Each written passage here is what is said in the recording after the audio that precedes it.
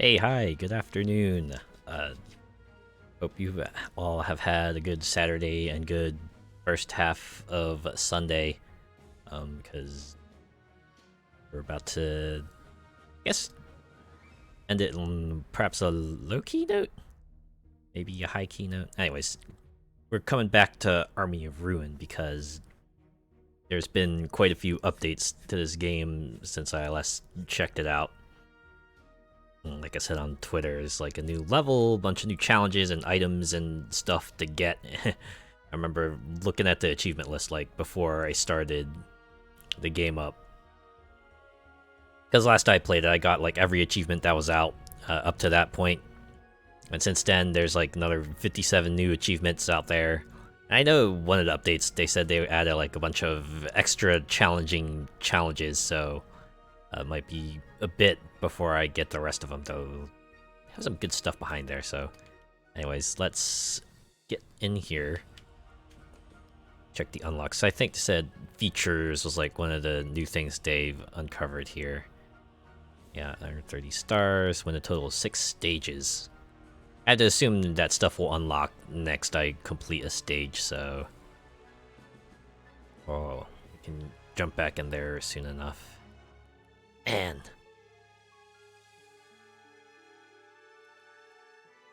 these have some interesting requirements.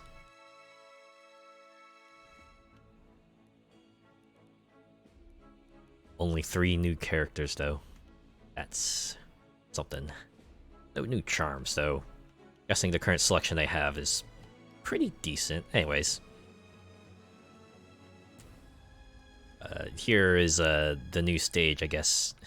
Again, I think I had to complete an old one before I can get in there, so... Let's see. I guess we could do a trial run. Kind of just get reacclimate to the game. Let's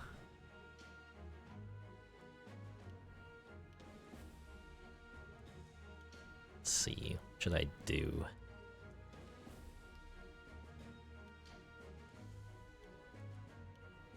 Alright, why don't we do Forest 1, and maybe we'll just keep it at Ruin level 1. And still like Michi. She's like a really good character, I think. Ultimate and boss killer, and you know, considering how bosses can be very, very spongy, just being able to make them much less spongy just works out. Oh, this is pretty cool. Just have challenges at the top left there, just let you know, hey, maybe try shooting for these. Okay, I like that. I like that.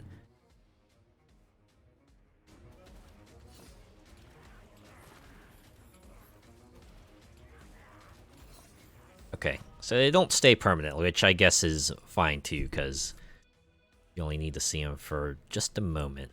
Yeah, I'll go for Scholar Parchment. Get myself boosted experience here.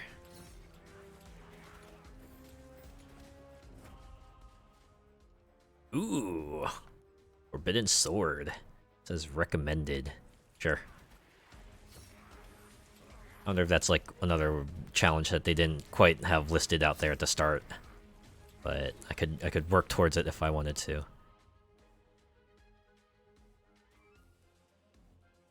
Hopefully they'll drop the Banner of Ruin for me soon. I want to get the Book of Omens though. Well, it's like even more experience gain. Sure, why not? I already got myself like 1 power booster, I think. Should be enough.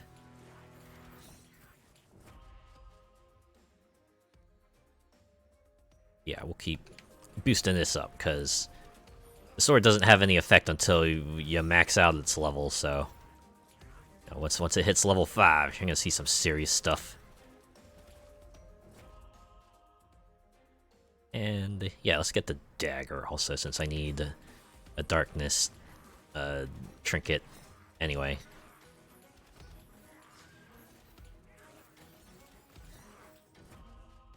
What do we got here? Battle Cog. I didn't pick up that yarn earlier, else I probably would have gotten this. And we can just enhance the throwing bombs. Oh, hey, look, boss. They're going to fall. They're going to fall so hard. Ooh, do I want to get Promethean flames? Yeah, I do. Or that item kicking some good amount of butt.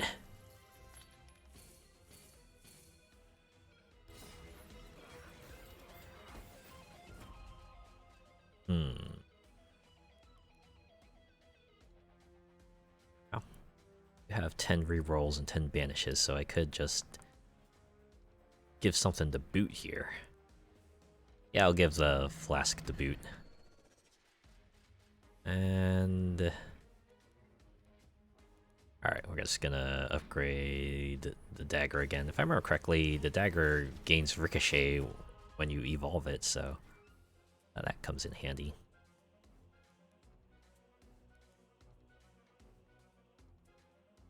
I already need wind. I only have 2 more slots. I still need like fire and darkness trinket. Yeah, we're just gonna go ahead and banish the ring. As useful as that would have been with my character, kinda spec'd myself out of that direction. Alright, Book of Omens. Just increase the experience gain even more.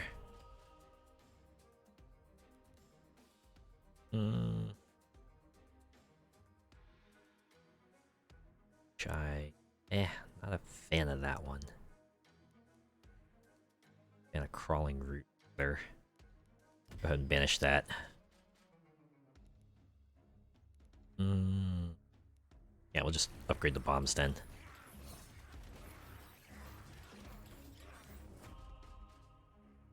Ooh. Increased attack size. Well, that will really come in handy with the flames I got. And, well, everything kind of benefits from it, but the flames especially so we'll get that. Again, we have a damage booster, so I think we're good on that end. Alright, another pickaxe.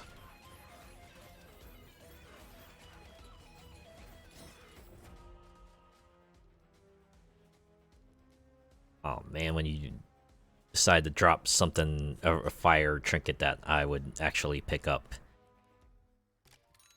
Alright, well, I'm not getting any more. Alright, Forbidden Sword level up again. Gotta upgrade the kill power of the weapons here. Oh yeah, Spark Sword, because I just meet the requirements for that. Right out the gate, just like that. Ooh, money magnet. Money.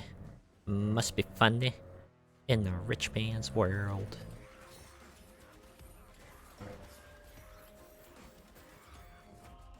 And I know ABBA is like a really good music group. I enjoy the music, but just I don't know. I think my parents revered them a lot. Because they were always talking about, yeah, man, look at this music. This is all the good music, right? They're not saying all the bad music, like stuff you kids listen to with your screaming and your talking, and the way everyone is dressed now. These are good people. And I'm thinking, man, you're liking them for all the wrong reasons. Can't you just enjoy stuff on its own? I think that's what I dislike most about them, is like they can't seem to enjoy stuff on its own. They always have to kind of put something else down in the process of telling everyone how much they like this other thing. I just found that vastly irritating, because it wasn't just that, but it's also because they disliked the stuff that I liked. It was like, man,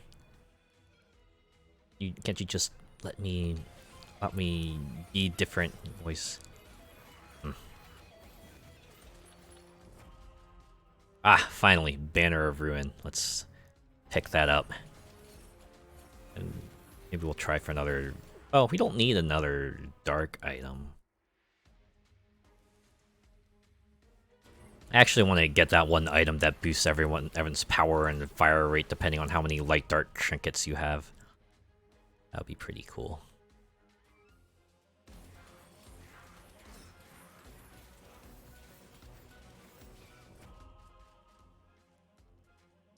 Or I guess I could get the voodoo doll.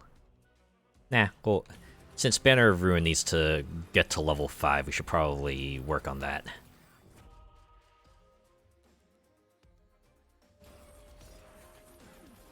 Experience gain is like a pretty good spot. Literally, we are just 2.5 minutes in, and then got a good amount of stuff upgraded on. No evolutions just yet, but we're getting there.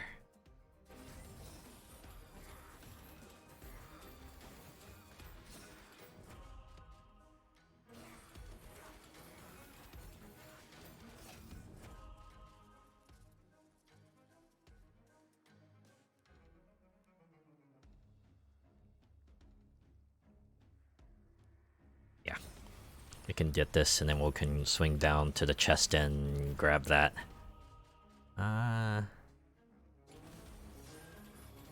Yeah. Oh yeah, we're making progress now. It's all coming together.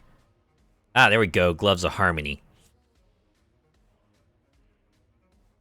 Yeah, plus 4% damage. Oh, attack size is not fire rate. Well, still gives us a substantial attack boost, so yeah, we'll do it.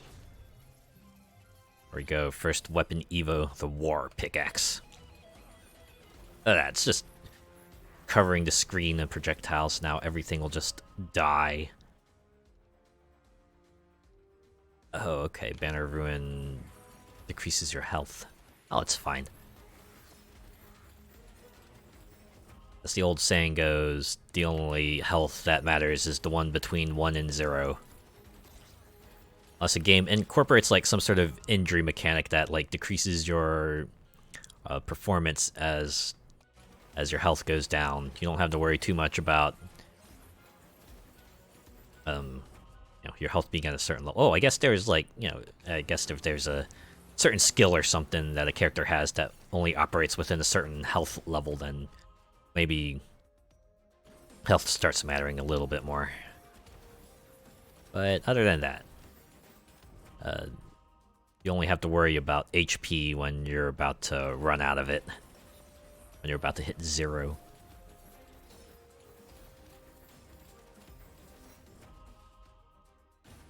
There we go. Another Evo primed and ready. It looks like I can grab a chest.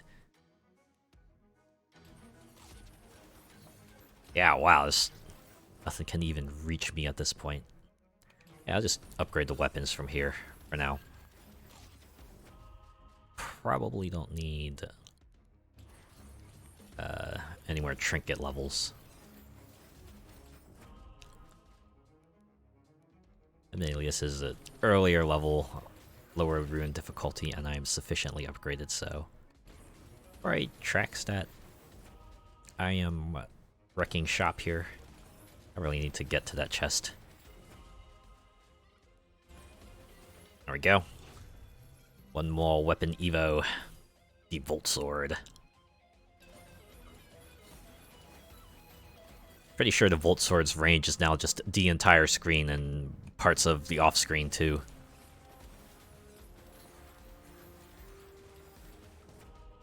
This is still immensely cathartic, just walking and watching everything fall and just being able to pick up tons of experience to upgrade your stuff even further so that they can't even reach you. Just annihilate them from 10 paces.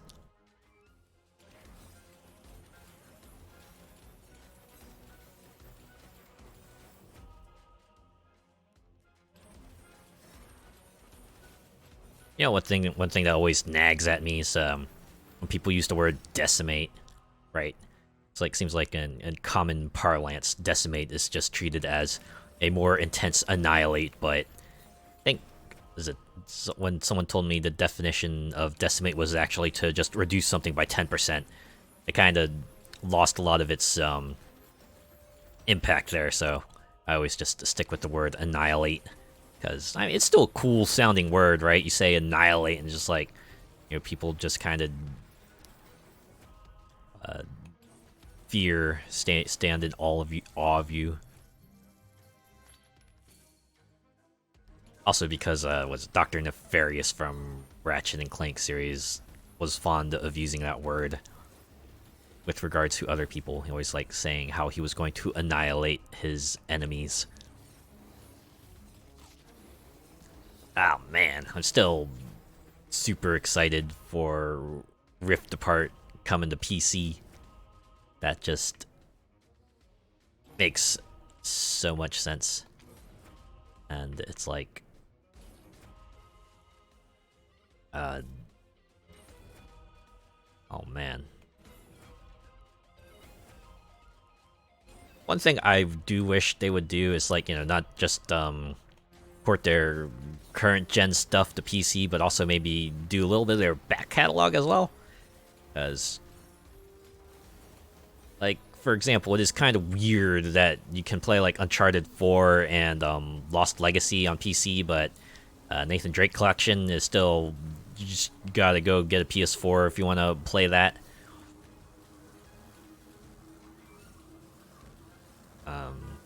Yeah. I mean, it's like, they already did the work to bring it to PS4, because I know PS3 has like unique hardware, kind of makes porting things out off of it a bit more labor intensive, but now that they got that down, doesn't seem like it would be too much work to kind of just take the extra step and stick it on the PC, right? Because, man, you imagine there's probably people out there who might want to see now how Drake's story began, right? Because it's been a long time since Uncharted came out, and any way to kind of just make that come out, let people play that more easily, it'll be welcome. Though I have to admit, some of the stuff that made Uncharted so great might not gel too well with people these days, right? Because stuff like, say, the everyman protagonist and the kind of sort of casual, snarky remarks during really life or death fights, probably people have grown real tired of that too. It's like, on the other hand, it was real novel when it came out like that, right? Just because I think around that period, most protagonists of that day were just like, super elite soldier types that were just badass to the extreme. So Drake just being a dude really stood out. That said, I think that's also was the kind of the inspiration for the whole ludonarrative dissonance thing, where imagine a regular old guy being thrust into a situation where he has to kill like hundreds of dudes constantly, and for some reason he's still just some smarmy wisecracking dude, where it probably would have broken like lesser folk, probably stood out. It was honestly such a point of discussion that I think was Uncharted 4 had a trophy that was called ludonarrative dissonance, that I think the way you earned it was kind of in reference to that. I wouldn't be surprised with something like kill 1,000 dudes to get the trophy. But yeah, another thing I hope that they do, even though, again, Sony does not seem to focus one iota on their classics, apart from sticking on the PlayStation Plus premium catalog. Let's make a Ratchet and Clank Future Trilogy HD collection, because they did port the port the PS2 games to PS3 like longest time ago, and I think you can play them on PS4 as well now, but I don't think the future games have left PS3 at the moment, so that would be pretty cool, because I really enjoyed the future games. At least Tools of Destruction, first game on the first Ratchet and Clank game on the PS3, and they did a pretty good job of it. Crack in Time was where they really kind of came out and just made it super awesome. And then Into the Nexus was going to be like the conclusion of that saga, and it ended on a nice note, even if it felt like a kind of a postscript episode, all things considered. And all the weird experimental games they came out with it too, like All for One, Full Frontal Assault, Quest for Booty, among other things. I forget. Was there another? Well, anyways, yeah. Just put that all together. Give us a future series HD collection, and I don't know, put that on the PC if they have any interest in it. It's like the only remaining platformer of like the PS2 era that's still going, right? Jak and Daxter seems well and truly done.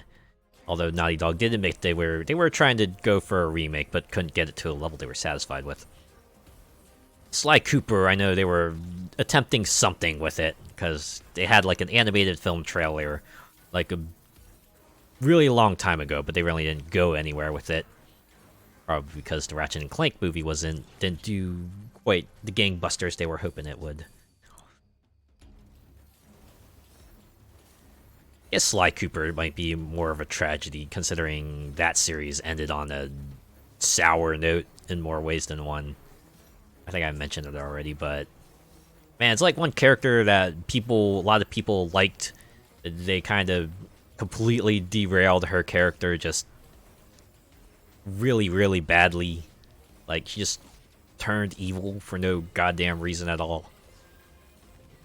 I like tried to make some excuse about her being jealous of everyone else, but man, it sucked. And then it ended on a cliffhanger as well, right? Sly didn't quite get the happy ending that everyone was hoping for. Alright, I think I should just slay this boss here. That's it. One ult and I just completely dropped it from half health to 0. And yep, as I expected, I had just had to complete a run. I imagine if I just like quit out of it, I would have also gotten the unlocks, but yeah. This probably works. Okay. So got the Book of Omens level 5, Banner of Ruin to level 5, we're on a total of 6 stages. Got 30 stars, unlocked a bunch of items, characters, equipment, and features. Wow, I kind of moved in those 10 minutes. Alright, let's see what we get. Favorites. Increase your chances of getting your favorite equipment when leveling up. Oh, nice. Unlocks the map, where you can check the location of nearby power-ups, chests, etc. Oh, that's extremely handy. Very nice. And those were the feature unlocks. Alright. Look at some of these other challenges we have here. Complete the stage without moving. Complete the stage with 16 minutes or more on the clock. Complete the stage without purchasing any upgrades. Complete the stage without taking any damage. Okay, so those are like the classes of challenges they have, I guess. No move challenge, to try to stretch out the time as long as you can challenge. No hit challenge, no upgrades challenge. Oh man, there's like 2 weapons hidden behind the no movement challenges. Well, I guess those are not too hard to complete. Anyways, wow, just the meter really went up. Just, I'm guessing it's 15 new weapons because 15 of them are like the evolved versions. I got 15 trinkets, and again, 3 characters. Got both characters. We got both features, so that's well and truly done. How does this favorites thing work anyway? Oh, like this. It allows you to set X number of weapons or trinkets as favorite in the unlocks list. Oh, yeah, there we go. I like that.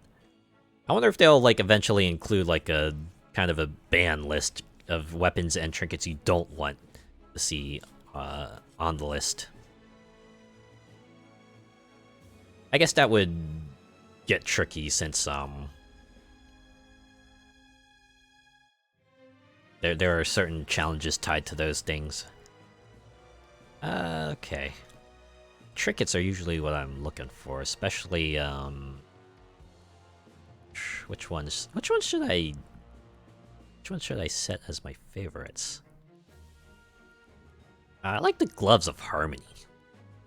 Those are really, really good for what I like to do. Let's see. Banner of Ruin I also enjoy since it's just a straight fire rate boost. So we'll get that favorited. Where you at? Here we go. Okay. So now here, the new stage, the Hidden Shrine. This humble village on top of the mountains has been overrun by demons and other evil creatures. Assuming that's dark, that's nature, fire, ice. This has to be wind, because it's a pink gem. So, all right. No ruin.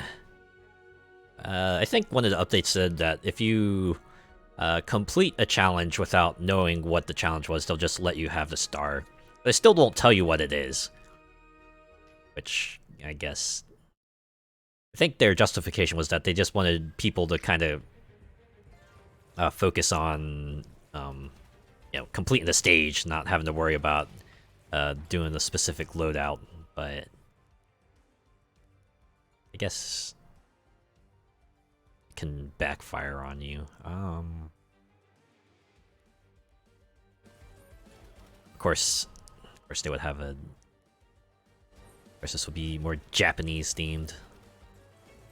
So that there's the sakura trees, the interactive things that look like, I forget what that is called.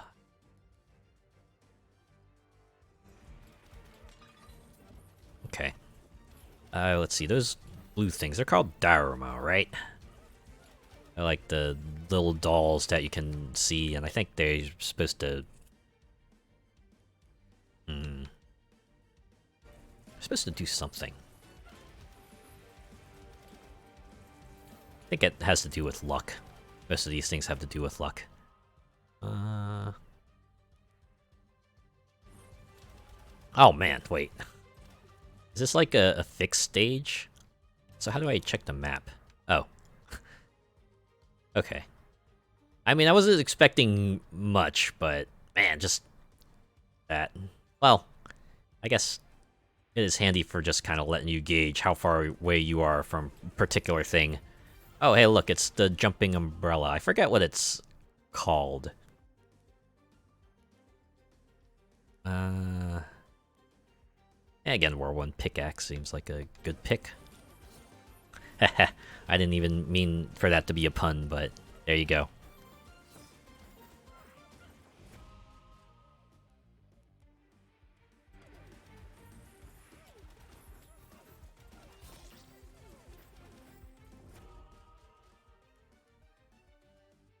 Ooh.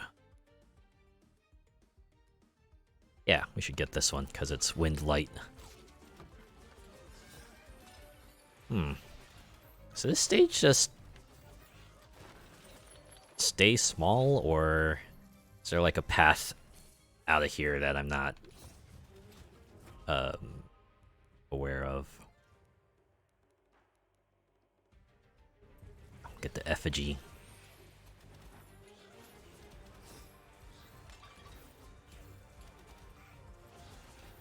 Or is this like a strictly up and down stage?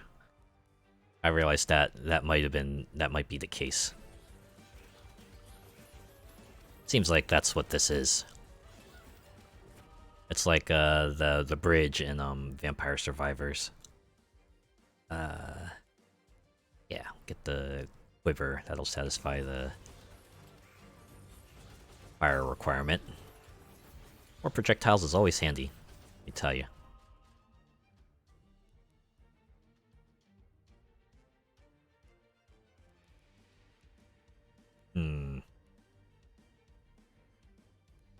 Yeah, sure, I'll settle for war drums. Since I'm supposed to be using my skill a lot anyway. Just adding a little extra damage on top of the massive amounts of damage I'm about to deal. Comes in handy.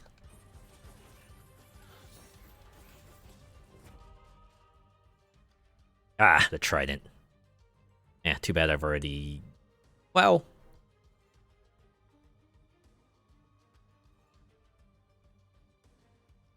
I could do this. Since I do have one trinket slot, I just have to shoot for an ice trinket and not a light trinket. Sure. Why not? Little variety never hurt. You can't become complacent. Mixes things up. Mixing things up is nice. Little change in the way things go. Sadly, that means I do have to abandon the spark sword, but well. When you make a decision, you just have to follow through and commit with it, right?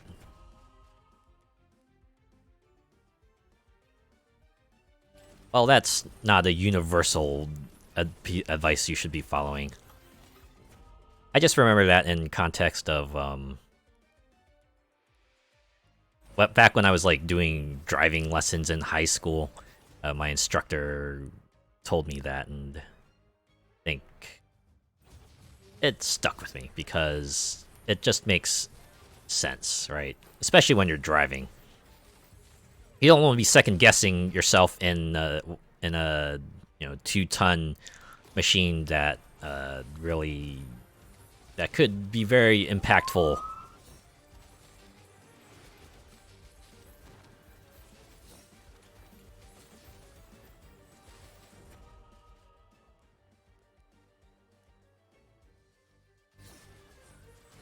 Right, the only reason you would want to renege on your decision is if, for example, you're turning into the wrong way into like a one-way street or something like that. Otherwise, it's just like, yeah, once you start to do something, you just gotta keep doing that something.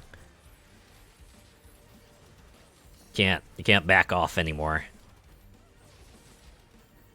Of course, that's for driving. I think there's a reason why sunk cost fallacy is a concept, because there are other instances where it might be a good idea to just, cut your losses and go.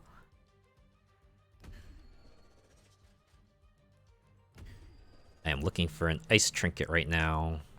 Alright, gonna re-roll. And again... I know there's an ice trinket earlier, but it's not the ice trinket I want. I'm specifically thinking of, like, the ball of yarn. One to just boost your damage. Oh, I should have saved my skill. Ah, well, this is fine.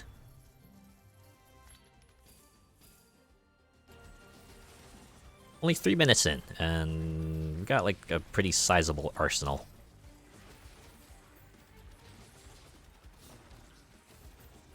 I'm just looking for a certain ice trinket. Okay. And at least evolve our bombs. So let's do that.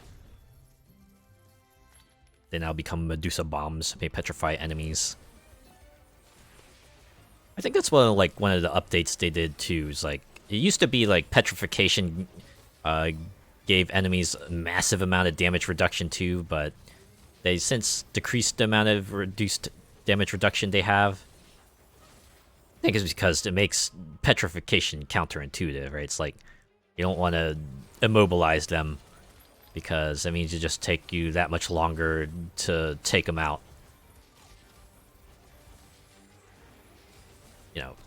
Especially when you imagine they have that other ailment, like freeze, that does the same thing petrification does, but does not have the damage reduction attached to it.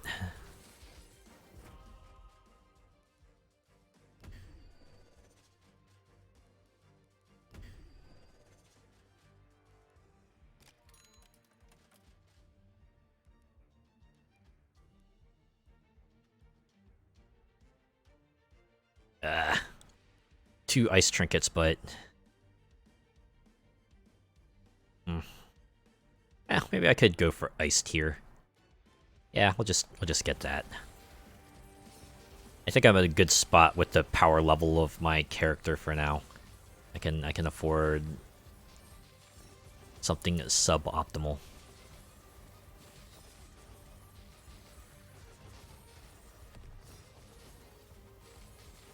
Just need to level up another weapon to 5, and then I'll go ahead and get that chest. Yeah, it's the same way with Vampire Survivors, right? You start counting the number of chests that you potentially have remaining, and you're like, alright, I need to save this many chests so I can evolve all my arsenal once I get there. It's just like me standing near a chest with the weapon poised over it. It's like your motherfucking life ends in 30 seconds.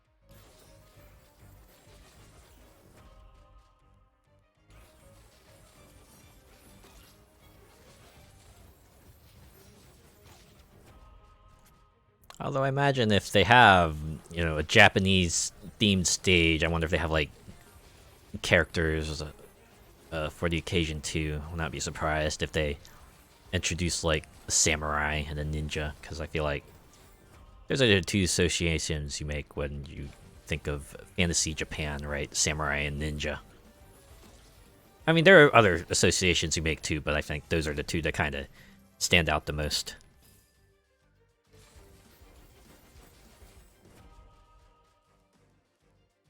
Yeah, keep upgrading weapons. I should probably...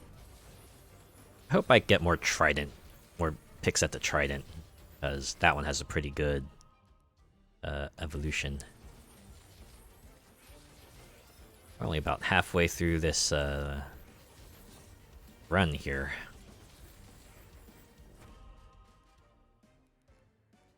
Alright, so we can go ahead and get the spear upgraded now.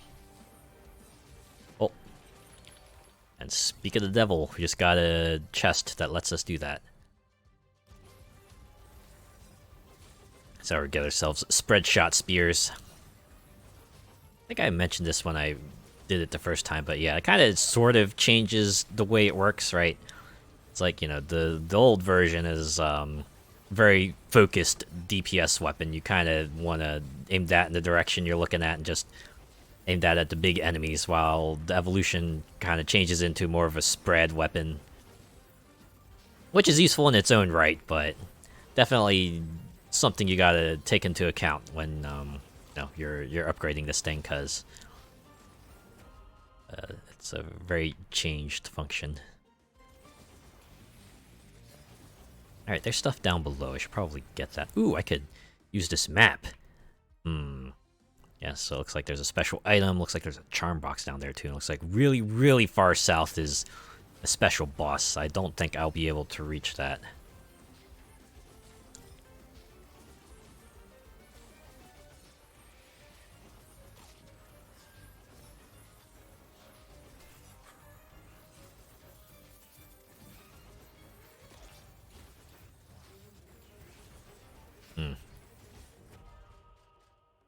Games has everyone been playing as of late? I think I mentioned this already, but I have really gotten into Street Fighter 6. It's all thanks to that World Tour mode.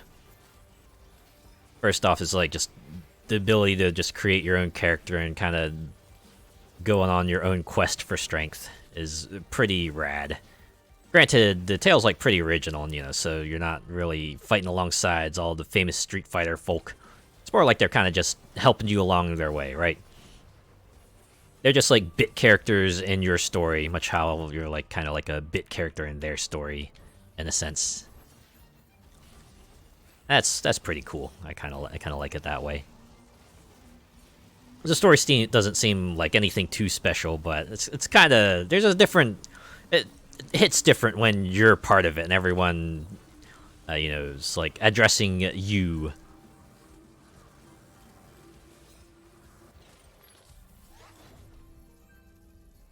Alright, what charms can I get my hold of? Nothing that boosts. One thing I do hope is that maybe a future update kind of lets you use your rerolls on charms, because some of these... Alright, I guess we'll get one projectile. that's worth a fire rate penalty.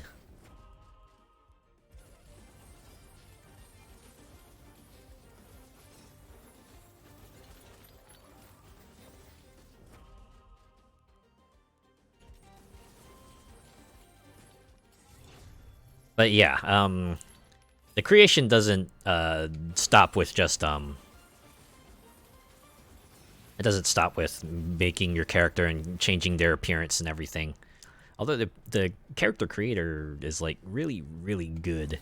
Like they allow you to be really flexible, right? If you want to create like a conventional person, they got options for that. But if you want to create like an absolute monstrosity of a fella, you can do that too. I've definitely seen that sorts of folks come up, right? The ones with the massive arms, really tiny body, or like huge legs and really out there faces. It's kind of neat. Can appreciate them for that. But I was gonna say, it also kind of reflects in the gameplay sense, because you can, while you do have to kind of pick a fighting style, so you can't really get into the granular details and pick their what happens when they do like a light punch, medium punch, heavy punch, or anything like that. You do get some control over their special moves. So you can like, you don't have to stick with like one character's specials. You can pick specials from other characters too. So, if you decide to go with the Chun-Li's fighting style, you don't have to use all of Chun-Li's specials. You can also use like a Luke special or a Lily special or other character specials. So that's pretty cool. I guess it can allow you to like mix and match, maybe cover for any weaknesses that a character standard moveset might have. The way the skills are set up is like pretty funny, right? So in addition to leveling up your stats and stuff, you can also choose from a set of passive skills that will apply to your character.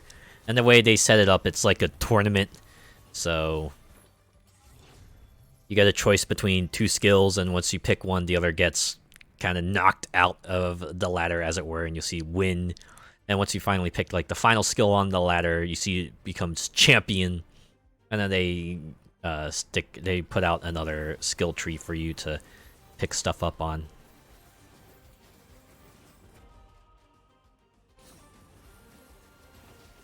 Yeah, it's really striking just how much effort Capcom has put into making the Street Fighter 6 the absolute best possible product it can be. Right? It's not just a game for the people who really like fighting games, although it does really well on that department. King Kaiju, of course. Of course, that would be on the Japanese theme stage. Alright, not Godzilla, gotta take you out here. The great beast has been felled. Take that. Nuclear power is the future. No, I probably shouldn't say that.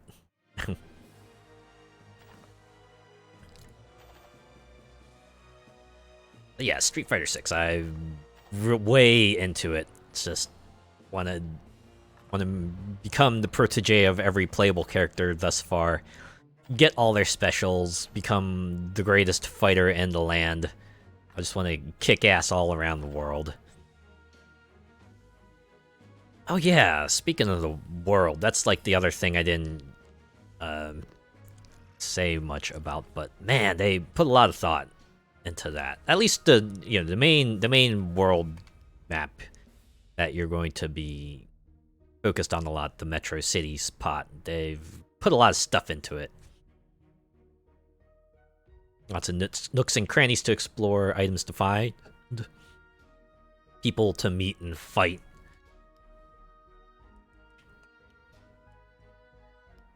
A lot of good stuff behind it.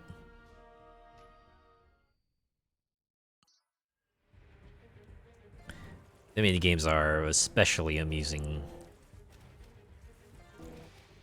Really, complete the stage without opening any chest. That means, for one, no upgrades, but also means you're not getting any evolutions. I think I can manage that. Might actually be advantageous for the bombs, at least. Alright. So we don't have to worry about like specific trinket combos, I guess, for this run. Because all those chests are going to be lying on the field.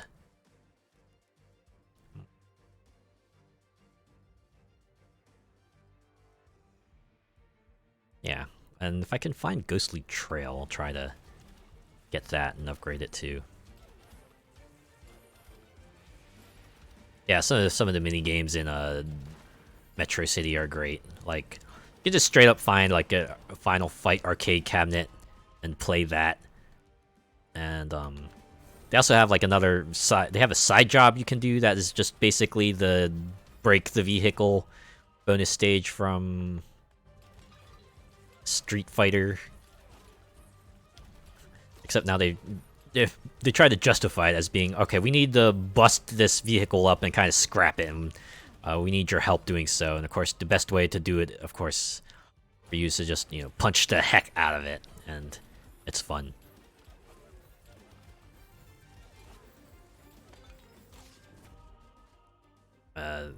Oh, there we go. Ghostly Trail. Yep, we're grabbing that. I think there's another mini game where there's like 2 people on the side and they put up some boards and you have to try to break the required number within the time limit. What if I just went with like an all light dark loadout so I could get the maximum potential out of Gloves of Harmony? Oh, I was about to pick up the chest. I was like, oh wait, no, I can't get that. Now I think about it, do charms count as chests as well? Because if they do, that's just gonna be another thing that I have to avoid. I could probably do without that. Hopefully this stage isn't, this isn't scaled towards someone having, you know, all evolved weapons and maximum number of charms that are, like, completely synergized with your, trinket loadout.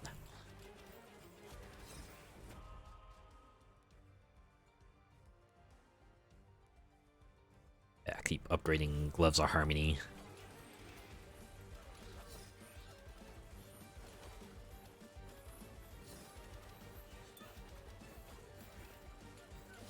I wonder if this means I should just go for the special bosses, so I can take those out. Ooh, Quicksilver Spears. This will be great too, since I can keep that as sort of the DPS focus weapon. Get that. I have no idea why there would be any trinkets at all that would have a full health prerequisite. Considering how easy it is to lose any sort of health. It just means if you have the DPS to keep everyone away, you probably don't need whatever benefits the item provides. Yeah, we'll get Hidden Stash, I guess. I suppose this means once I've, like, upgraded everything, I should probably go for, like, the little upgrades instead of just the money payout. Yeah, I'll probably do that.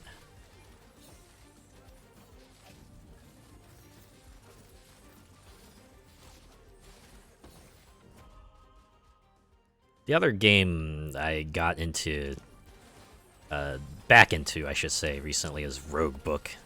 I think I mentioned that. I think I mentioned that before, but yeah, I got back into it because of I got the DLC, that one character DLC, which is amusing. I have not played as them yet, but I did complete my first run, which I was really satisfied by. I think it helped that I, instead of like going through for the duo that I was trying to do before, I instead switched to another duo, and I guess that was enough to kind of get me all the way through. I think it also helped that I kind of figured out what I needed to do with each character. Also, realizing that bleed is a very, very effective ailment probably helped towards that as well. Because, seriously, bleed in that game is super good because it is the one thing that does not decrease over time. So As you put more bleed stacks on the enemy, they just take more and more damage each turn. And there's like a particular thing you can attach to certain cards that makes it so that each hit that is dealt to an enemy also gives them like 2 stacks of bleed. So what I always do is try to save those gems for any of the cards that do like multiple hits. So you're applying like obscene amounts of bleed per hit, just pretty cool. Also, the power of allies, right, cannot be overstated. They are supremely useful. I think the particular run I won on had an ally that increased in power every time my characters got damaged. So imagine in the long-running boss fights, that made them pretty powerful, which is pretty cool.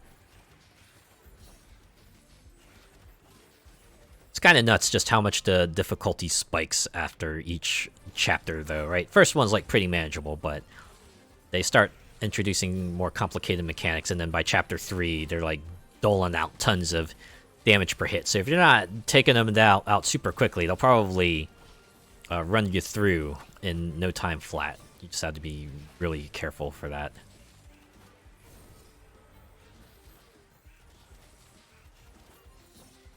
I think I got another ally that also like provided a free switch each round, which came in handy when I had a character in front that I didn't want to be in front, so I could just like tag him out real quick. Like, that's pretty cool.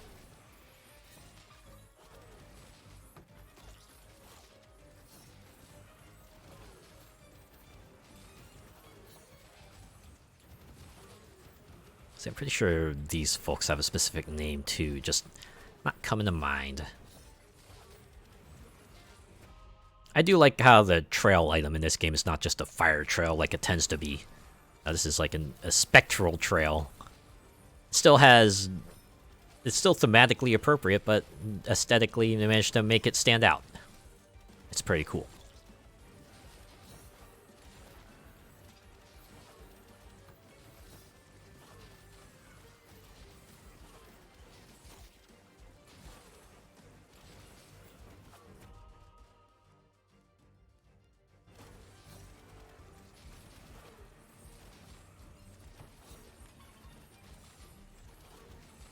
Of course, like with any good roguelike, even after your first win, it's not over, because they do have the kind of their new run plus mechanic. They call them epilogues, appropriately enough, where kind of stick various challenges on yourself in exchange for more pages to get more embellishments on the embellishment skill tree.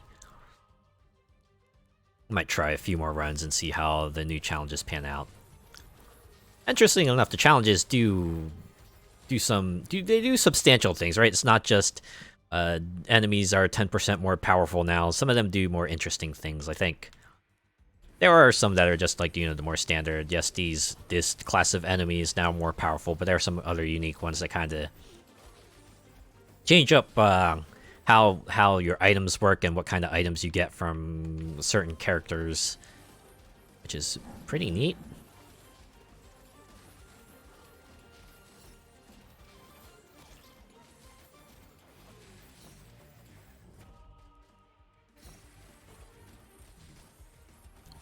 Having said, last I heard, the devs, the people who did Varia and Roguebook, are now working on a new game. So I'm guessing Roguebook is like content complete as far as that matter is concerned. Ooh.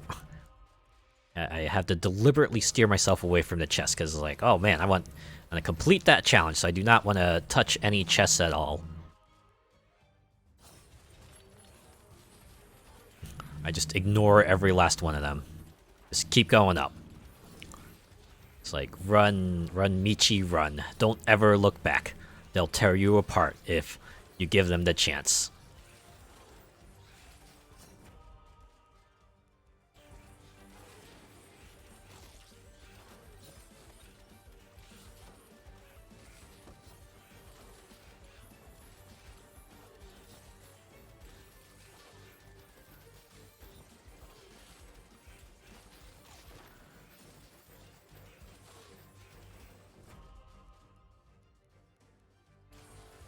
keep going that experience gain. So that way I can still gain levels at a good pace. Like you said, we have 7 minutes to go. We're only at level 34. I don't know if I'll have everything maxed out by the time I reach the top. By the time 15 minutes hits.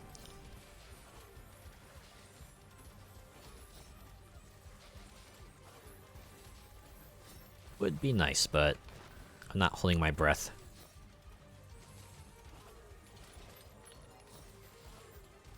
Another one falls.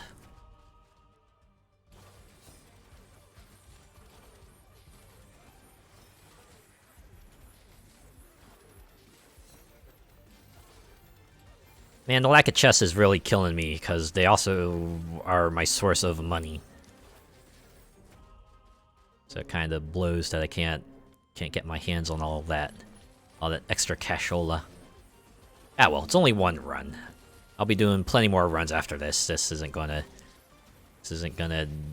It's just an inconvenience, a very temporary inconvenience. And besides, it'll let me complete that challenge, which will grant me access to whatever's behind it. I think it's a trinket, right?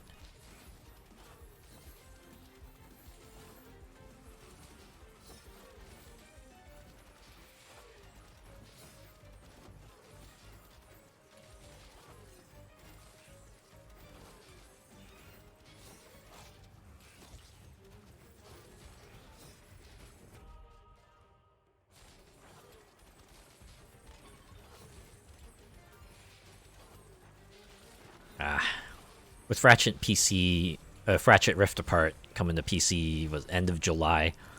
Now I want to go play Sunset Overdrive. I think I already talked about this as well, but yeah. Sunset Overdrive. Real fun game. Played it twice already, but I'm totally willing to play through it again. Got 8 weeks with which to do it, so I had to see what other games I can kind of slot in those 8 weeks as well. I assume Sunset Overdrive won't take me very long. Definitely want to at least play through the main story. I want to do the DLC as well, because, you know, that was, like, decent fun. They have weapons as well, so totally worth picking up there. It's like one of the games I got every achievement on both Xbox and Steam, and... Well, no, not Xbox. I remember there was one achievement on Xbox that I didn't get. I imagine at this point, probably very likely that I won't get that. Because it's a multiplayer achievement. I don't think I'll be able to get that anymore. But yeah, on Steam at least I got every achievement they have there, because there's no multiplayer on the Steam version. Which is fine. Multiplayer was kind of an extra... You really, the main reason you play Sunset Overdrive is for the story. It was a pretty good story, all things considered. Yeah, I don't think I'm gonna be able to max everything out here. So you need, like, at least level 61 to kind of get everything maxed out, considering everything has 5 levels. Yeah, there's 6 weapons, 6 trinket slots, 5 levels each. Very long ways from there. Even with the experience boost from the book, I don't know if I'll be able to make it.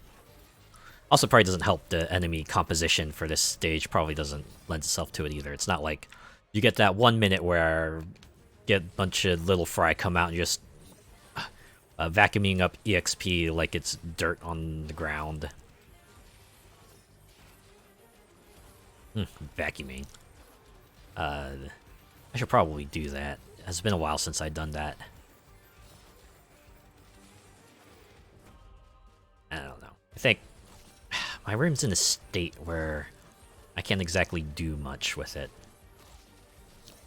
I'm trying to get it remedied, but it's like I'm facing resistance to it.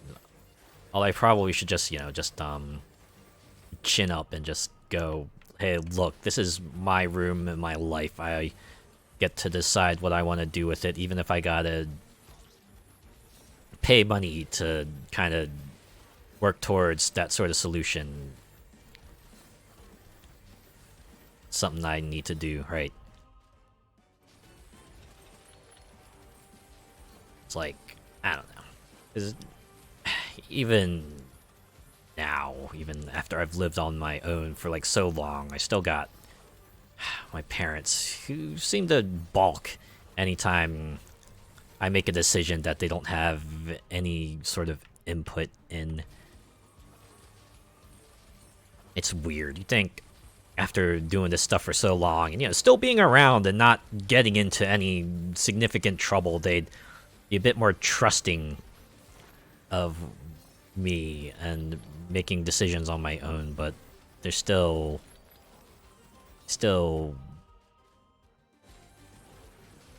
I don't know.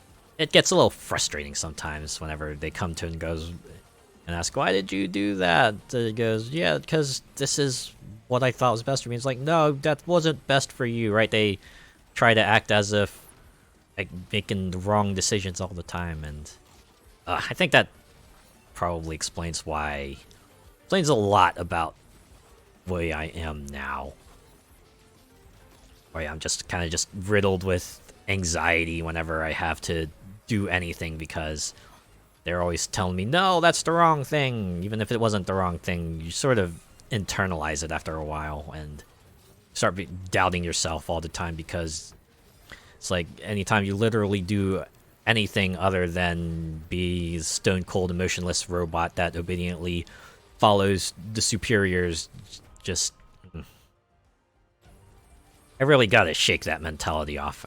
After a certain point, I just gotta go, look, man, I know me best, and I would really appreciate it if you just kind of let my decisions stand without questioning literally anything I do that you didn't have input in beforehand.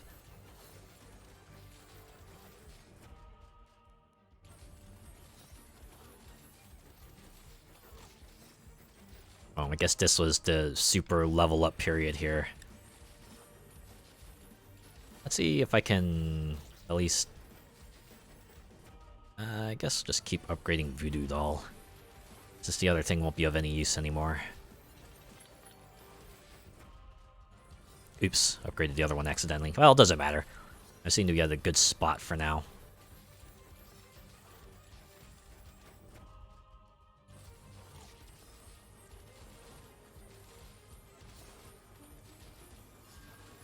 Alright, King Kaiju's back.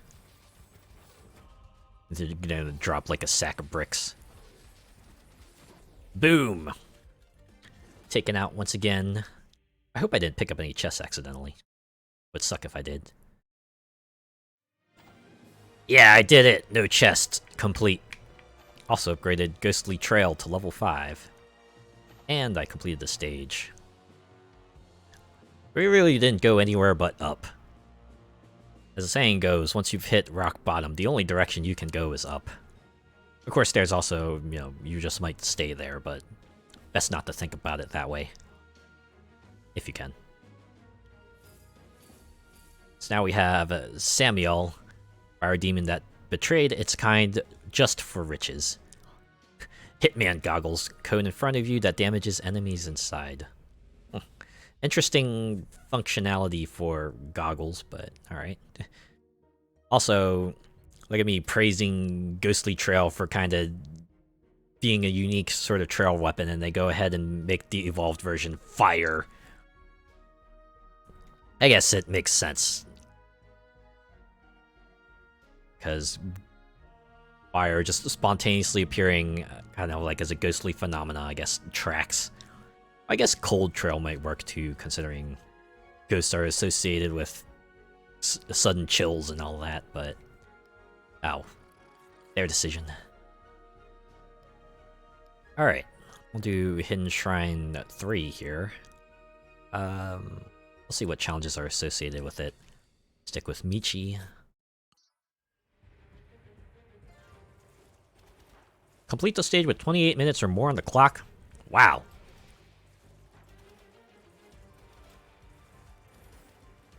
That kind of challenge that really just changes up how you play things.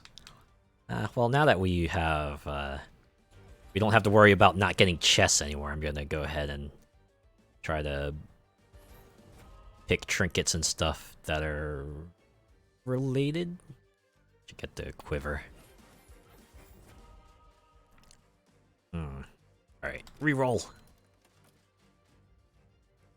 Ooh, do I want to get the slingshot?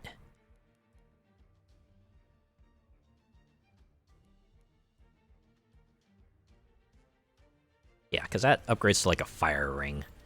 And since the Banner of Ruin and Gloves of Harmony are favorited, they should show up sooner or later. Yeah, like that. Yoink. I go for the ring. Nah, I already got the book. I want to stick with just 2 light trinkets now.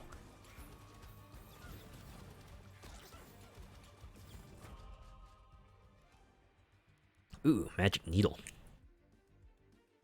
Damage boost, but decreases attack size. That's fine. I'll take it.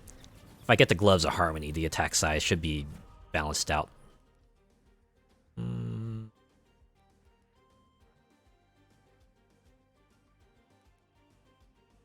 Yeah, I think we're gonna have to ignore anything with wind in it now. Since we got 2 fire... we got the fire and the ice, those are 2 off elements, as it were.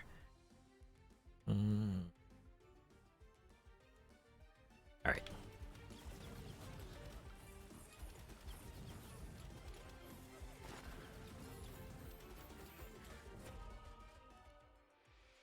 Ooh, Frozen Shard. Yeah. That works.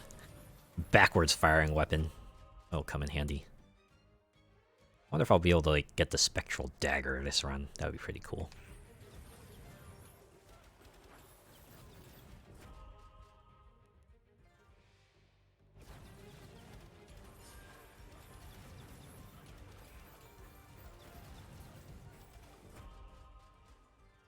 Oh! Oh! Hitman Goggles is a weapon! Oh, okay. Huh. Well, since it's here, pick it up. Guess I just assumed it was a trinket because, you know, goggles. Yeah, I'll go with Spark Sword.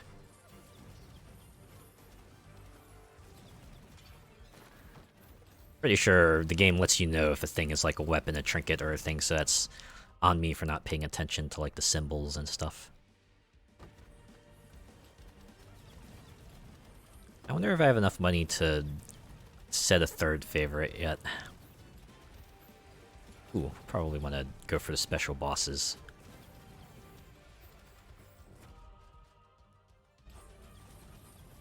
In addition to the experience and stuff, I also get a chest for, you know, money and the free upgrade.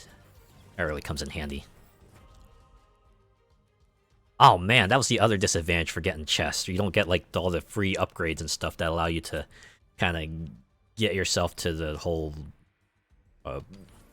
super enhanced weapon stuff like you would normally. I still had an easy time with the boss despite that. Imagine that. Alright, I just need one dark trinket and I'll be happy. Actually, it doesn't have to be a dark, it could be a light trinket. Either way. Dark would probably be handy for trying to meet the charm requirements, though.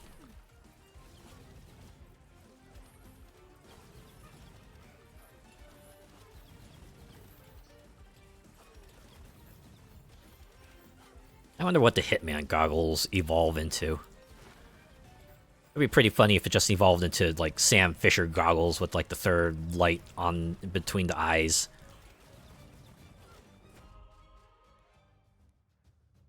It always amuses me just how iconic those goggles became. It's like, you see those particular design of goggles, you just think Splinter Cell, think Sam Fisher. Just part and parcel.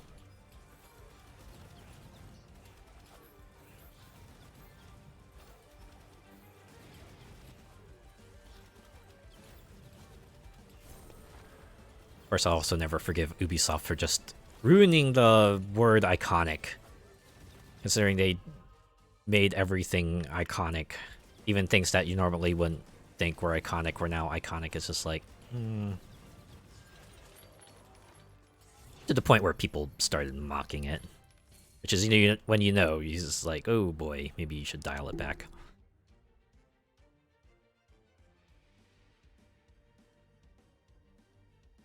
Ooh, oh. Need a little water there.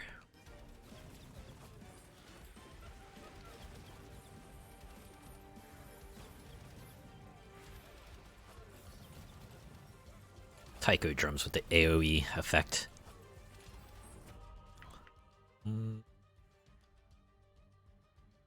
I should start banishing other trinkets. Just banish them in hopes that I find a decent darkness one.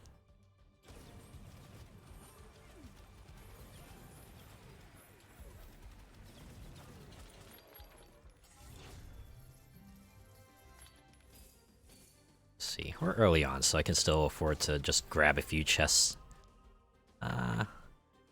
So it just mirrors like Hitman goggles not come up once to be upgraded.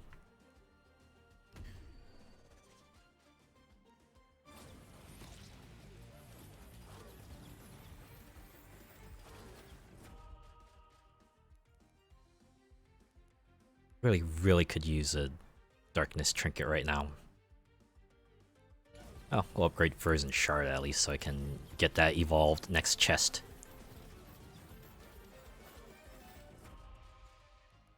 Oh. Yeah, alright. Effigy. That's good enough for me. Alright, now I can focus on getting everything the heck upgraded.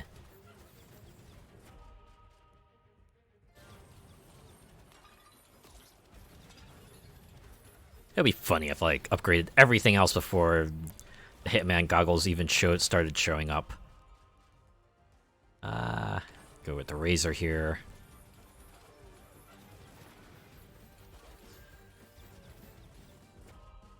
Ah, there we go. The goggles. They finally get to do a little bit more.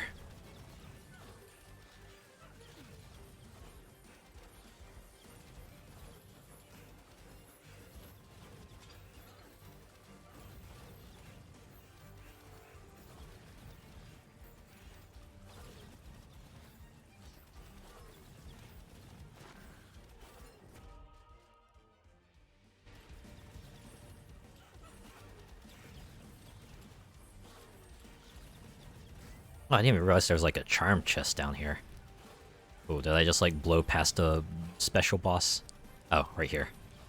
Alright. We'll give you your last rites here. And done. Which one will upgrade? Is it the whip? Gonna whip it. Whip it good.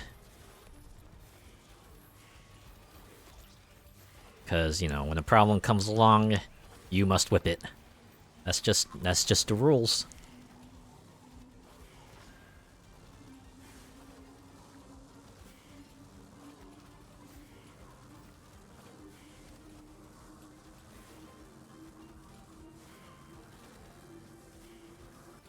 There we go. Let's see what charms we get to pick from. Hopefully one of them has something good. Experience boost. Oh. It'll get me more money in the long run, so sure. Pretty early on that I can take it. Hey. Ancestral Razor, we'll get that primed.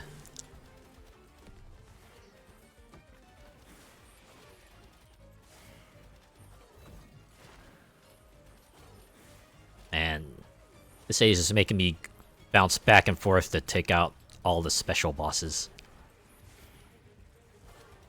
Got 2 of them and we're only 5 minutes in. That is something.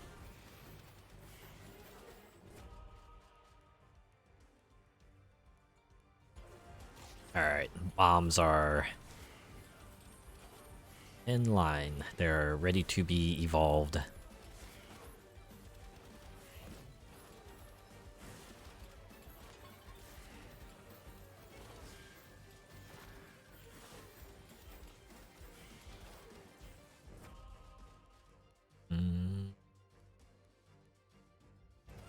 Yeah, we'll just upgrade the Harmony gloves.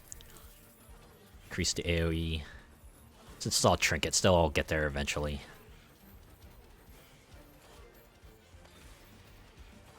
Realistically, I don't really need to save 6 chests since I only need evolve like 6 weapons. Already got 2 of them up there. Another 2 are ready. And there's really only 1 more weapon after that, because Hitman Goggles do not have their evolution unlocked just yet. And it's the fun part about getting the weapon the first time. You don't need to worry about evolution requirements, so you just get in and go. You don't need to worry about like your trinket layout or anything like that, since you need to work towards that second. It's a pretty decent way of, just kind of sort of getting you used to the ropes of it. It's like, alright, now that you've gotten used to like the base version of the weapon, now you can try your hand at going for the upgraded version and incorporating that into your runs and your builds and all that good stuff. Hey, oh, you're not the special boss, because the icon is still pointing upwards. It's fine. You'll get me a weapon evo either way. The Volt Sword.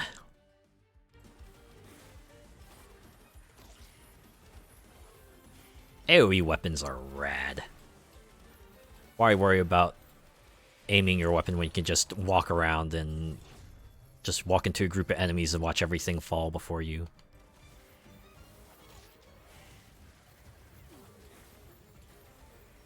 And the Ancestral Razor is the last weapon to be upgraded. It's like one of my favorites. I forget what the evolved version does. I mean, the Ricochet is like already really good on its own, but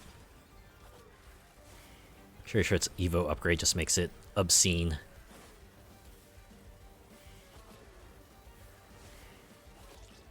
There's all like, yeah, those are like little ninjas coming after me now, I think.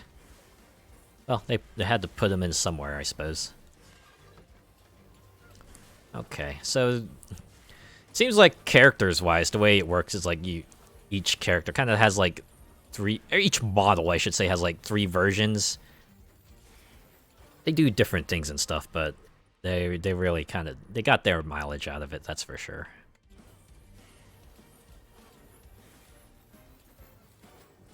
So I have to assume the 3 characters that they added in those updates is just all going to be like the demon version.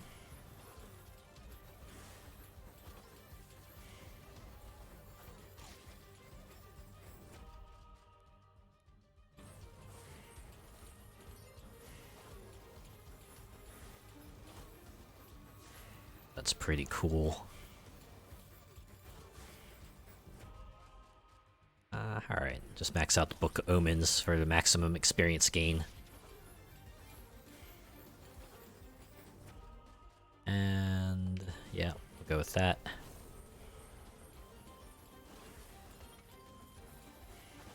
Oh yeah, I need to keep going up so I can take out the special boss.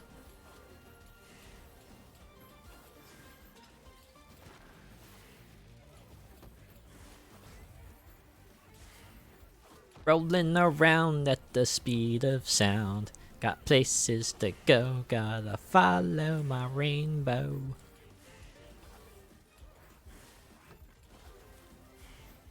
I was watching someone else play Sonic Adventure 2. It was a good, fun time through memory lane, although I forgot how frustrating the final part of the game was. There was that one part. Projectiles that jump between enemies going through walls. Oh, okay. They're not stopped by objects anymore. That makes sense. Yeah, there was that one section in the game where you had to, like, go swap between, like, 5 different characters, and they all did different things, and it was all one long stage, so if you died, like, partway through it, ran out of lives, you had to start all the way from the beginning again, and boy, that got trying. I think there was like one part of the stage that's like mostly underwater, and thankfully the person who was streaming it managed to get the upgrade for the character that let them breathe underwater indefinitely, so that was not an issue. And then the boss that came after that was... I forgot that had very little margin for error, and of course the final boss, as rockin' as it was, had its own share of annoyances as well. But overall, still fun time, because, you know, the rest of the game manages to be pretty good. Pretty good for its time, anyway. How it stands up probably varies from person to person, but overall, that's good stuff. Ooh, skill cooldown. That means I can throw out more knives. Of course, that would mean I actually have to throw my knives, which I just did, like I just did.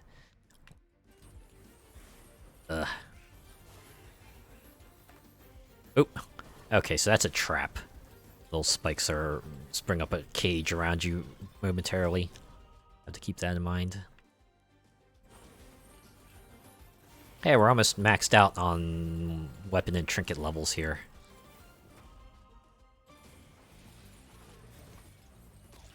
This will be pretty good.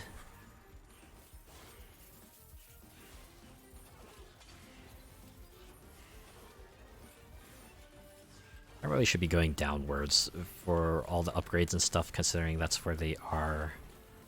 But I only get the one up here. I can't just let it go. The cold does bother me. As much as I like cold season fashions, not too much of a fan of the cold weather. Which is kind of funny, because, right, the kind of stuff that would be in style just would only be justified by being in the cold climate, but it's like, on the other hand, I have to deal with cold weather. I guess that's the trade-off. Summer fashions are fine too, but that comes with its own disadvantages, where you get sweaty super easy, so you gotta, like, make sure you wash all your stuff constantly so that doesn't get stinky.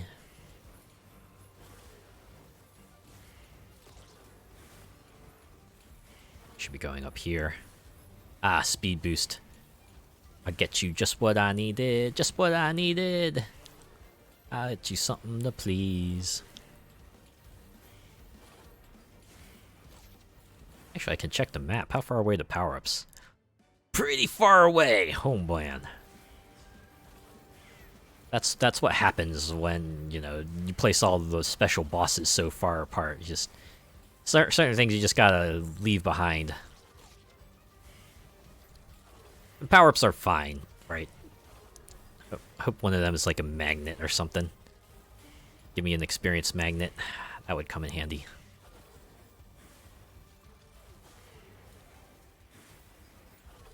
Ice Rose. That's fine. I should remember that Kissed by a Rose song, or else I'd be singing that right now if I did. It's like, something, my pleasure, my pain, baby. It was like very popular when I first listened to it. I want to say like early aughts, 90s.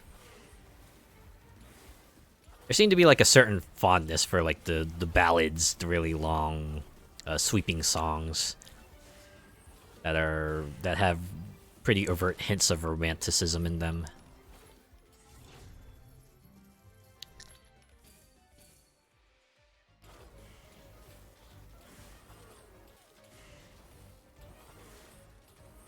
We are getting a substantial amount of coinage. Now we jumped up to 4,000. It's just gonna keep going up, too.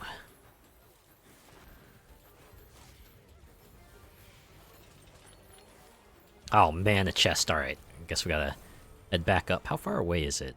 Not too far away. I thought they said they were gonna, like, make power-ups spawn closer to you once a certain number of them were on the stage. I guess if I keep picking the one up, they have no reason to drag the other power-ups close by. Alright, money. Got 5,000. I did 3-ish runs. I think that should be enough to get me another favorites, at least. Right?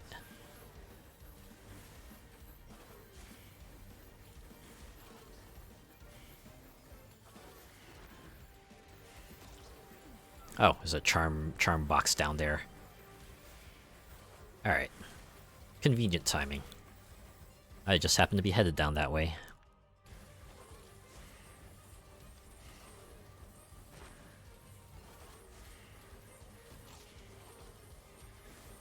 Oh, there it is. Oh yeah, this gonna be good. And the goggles kind of fun. Encourage this sort of play style when you're standing in a place. That way you can kind of spread the love to everyone. Make sure they all get hurt by the piercing gaze. Aw, man, you couldn't even give me a charm that gave me the boost because of the charm combo. This is the one disadvantage for, you know, having two.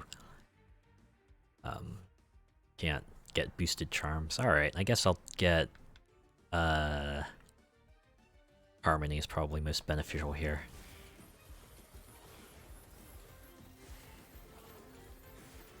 Also, buttload of experience nearby. Allows me to get more stuff. Where are we at? Oh, we're pretty close to the other two. Can keep going down. I guess we can swing back up in these final 5 minutes to have at the rest of them.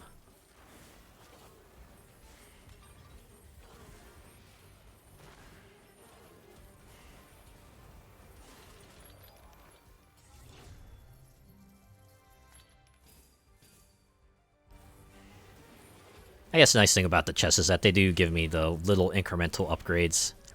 So my weapons do get a tiny bit stronger. Thankfully, there we go. Piggy bank, that's what I was looking for. Give me that money boost, yeah. Experience booster. Wow. It's a really good thing I went all the way down here. Hey, look, another one.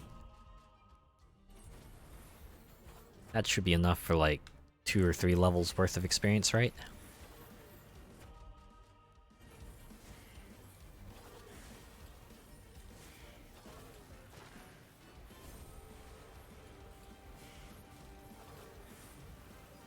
Alright, I'm going back up. I gotta get the other ones all the way up there. This is just gonna be me for the next 4 minutes, just me running back and forth to grab all the power-ups. Because the game seems to love dropping them behind me.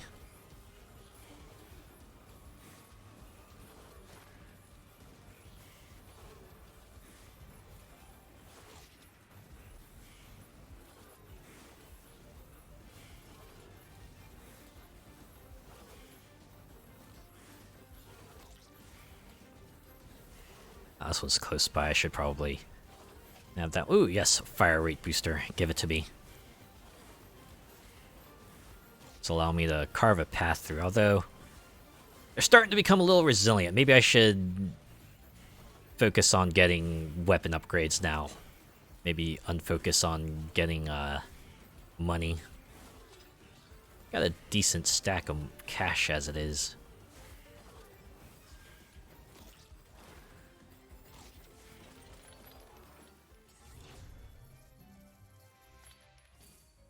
Right. Man. I think I've been getting a lot of upgrades for the whip.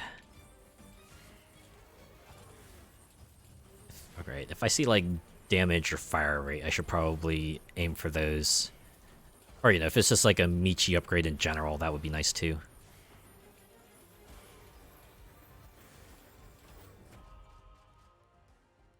Yeah, something like, I guess...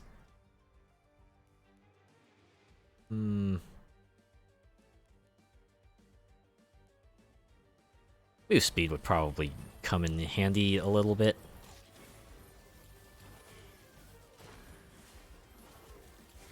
Wow, another one of these. They really like dropping those power-ups on me. Not that I'm complaining. They are very, very good.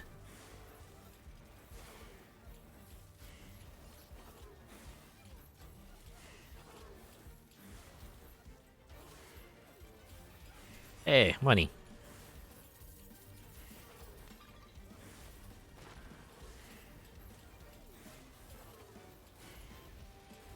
Alright, 2 minutes to go. We're making our way towards big power-ups here. least the icons are getting bigger.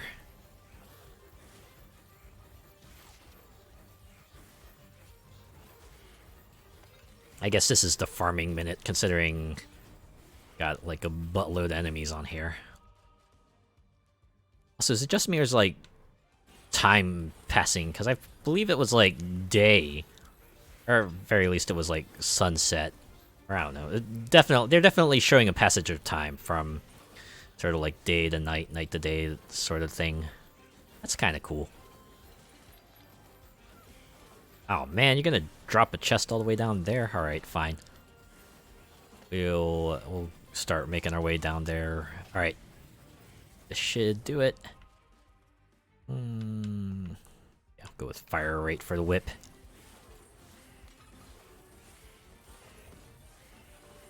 We're under the effects of the book right now, but boy, those rings are coming out pretty frequently.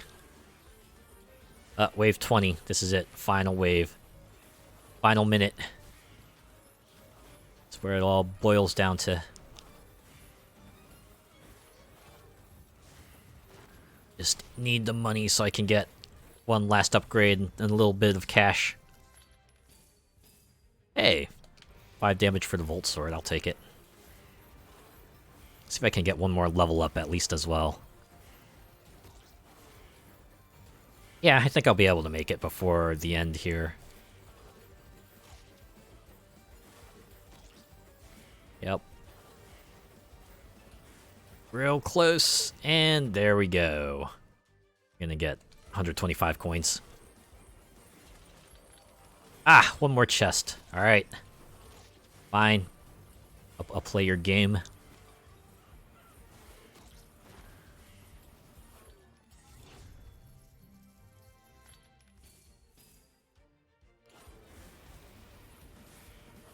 Well, it's all that's left to do is to defeat the boss.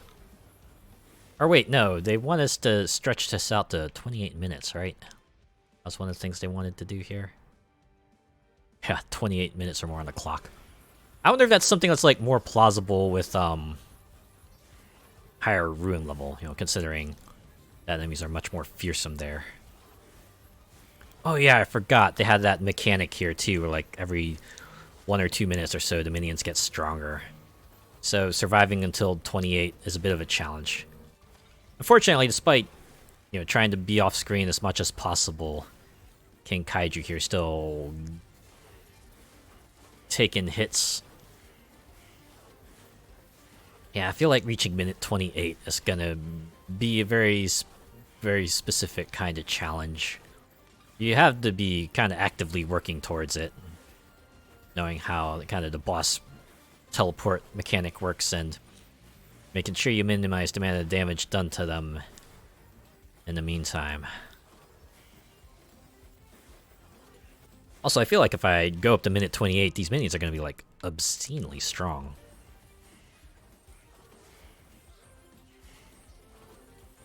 Okay. Probably every 2 minutes, and oh, I don't think I'm going to be make it anyway. Looks like King Kaiju is probably going to bite it inadvertently.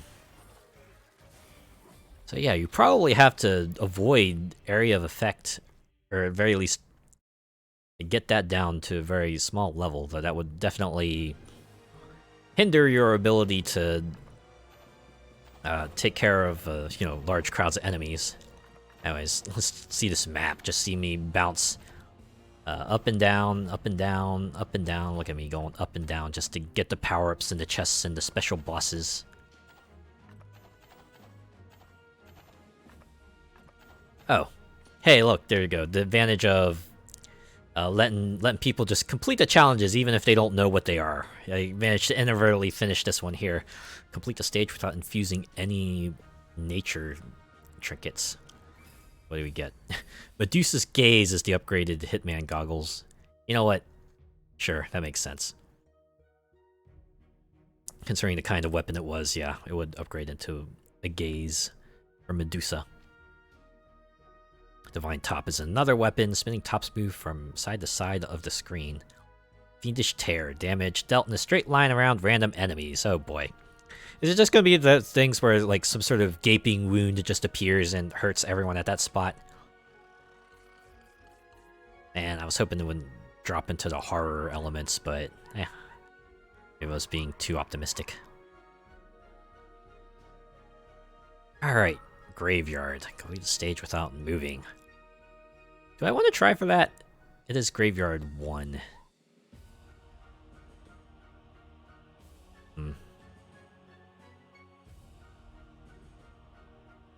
Would probably mean I want like an AoE weapon, right? Which means Michi's probably gonna have to get benched for now. Yeah, let's see if I can go for Graveyard 1 challenge to wrap things up here. First, how much money do I have? Oh, 26,000. Okay. Can get one more favorite. Looks like the price is gonna go up by 8,000 each time. It's our new money sink. Oh, wow. You get up to 15 rerolls and 12 banishes. Nice. I have plenty of money sinks now. Plenty of reason to, you know, keep doing runs and stuff. Okay. Well, if we're doing a...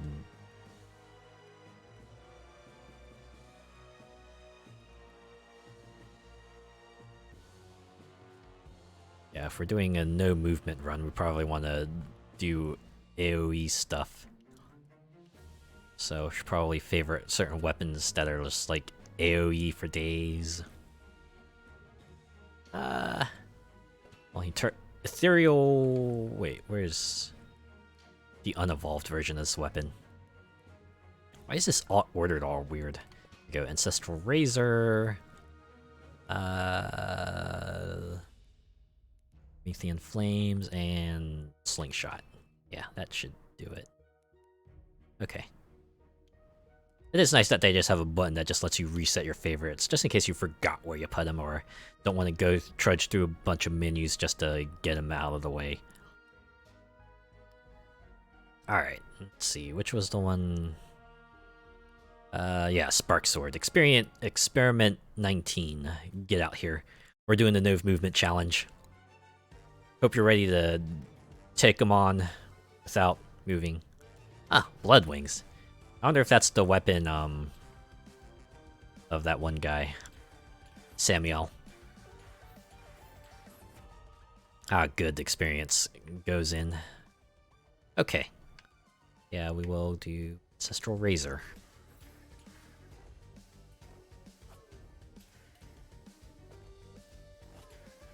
Now I think about it, I probably don't want to upgrade my area of effect, because that just means those experience just tantalizingly out of reach.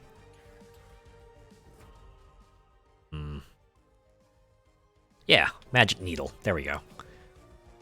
This works since I don't want to get that experience out too far. Oh man. 10 minutes of this. Oof. So, how's the weather? Actually, like, pretty decent weather here. Although, it wasn't quite as decent yesterday. It's something wild for this area. If you have, like, any sort of rainfall, it's either, like, a very, very light temporary drizzle, or it's very hard, but it's only, like, very hard for a very short period of time. It's, like, interesting. I should probably... Yeah, we'll go with, Effigy here.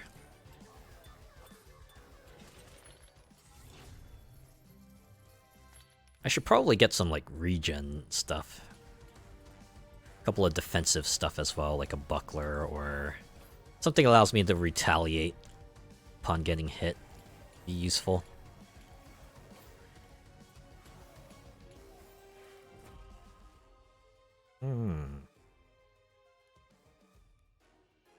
Yeah, fireballs at random enemies probably works too. Keep them at bay. I should probably be looking for that wood armor, the one that gives me thorns. Yeah, I forgot I have my ult. Like that increases the AoE of everything. I should probably only use that in a pinch. Save that as my panic button. Well, I could... I wonder if this Does this have a magnet effect? Or no. Okay, this was just a black hole grenade. Okay. This will get Sylvan Shell. Just drop more AoE fields everywhere.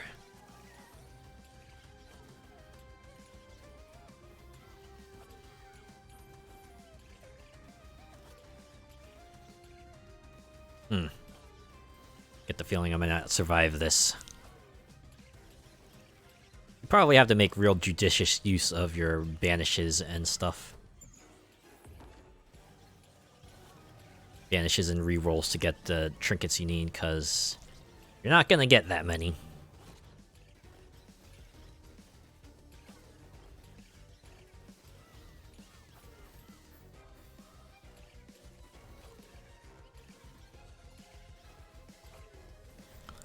Well, we are a third of the way there. Things are okay so far. Uh-oh, another boss. Well, hopefully we've got enough DPS to kind of take it out before it gets too close. Ooh! That's five enemies on... you know what? I don't like any of these. Should just re-roll. Maybe decreased enemy speed would be nice. Yeah, we'll go with that. Give the weapons a little bit more time to DPS them out.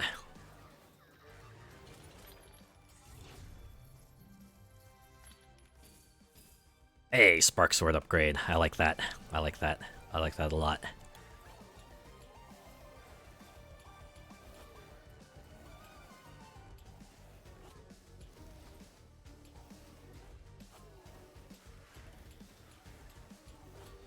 Guess I just have to hope the bosses approach us from the bottom so I can ult it and keep it at bay for a little bit. Give my weapons some time to finish it off.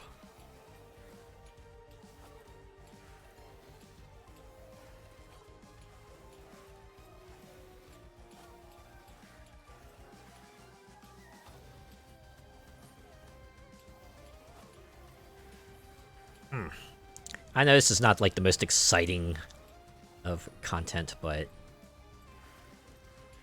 I don't know, there's a certain satisfaction of, you know, being able to at least get a loadout that kind of works well enough to the thing you want to get towards.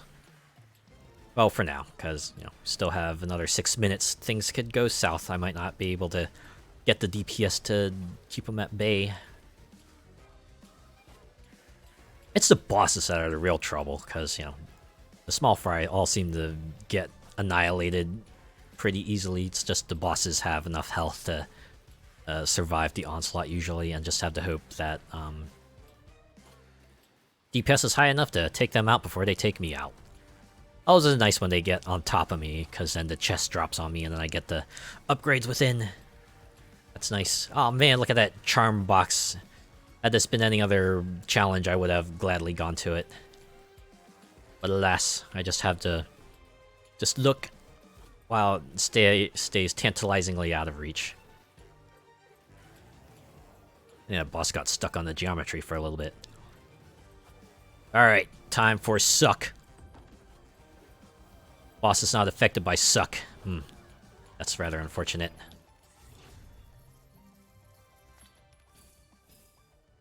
Hey, decreased boss health. I will take that gladly. Should I go for the trident? Eh, it's not as useful as one would hope. We're gonna do another damage boost. Keep the DPS up. Gotta keep it up with the increased enemy stats. Oh, we're halfway there. Thank goodness for regenerating health. If I didn't have regenerating health, this battle would not even be viable. Only I could get, like, pickup range upgrades as well. I think that's, like, only attached to certain trinkets, though. I don't know if I'll be getting much more.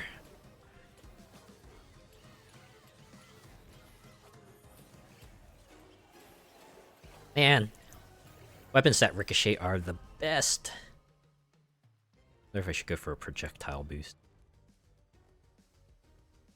Yeah, let's do that. More stuff on screen, even if it comes with a damage penalty. Considering, you know, it's about numbers sometimes, it's not about power.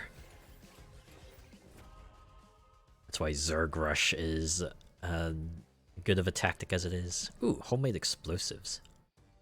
Yeah, we'll do that. Just drop bombs around.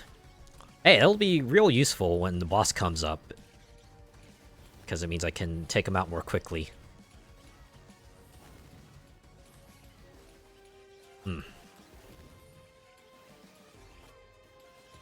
Alright, about 2/3 of the way through this run here. Experiment 19 still doing pretty well, all things considered.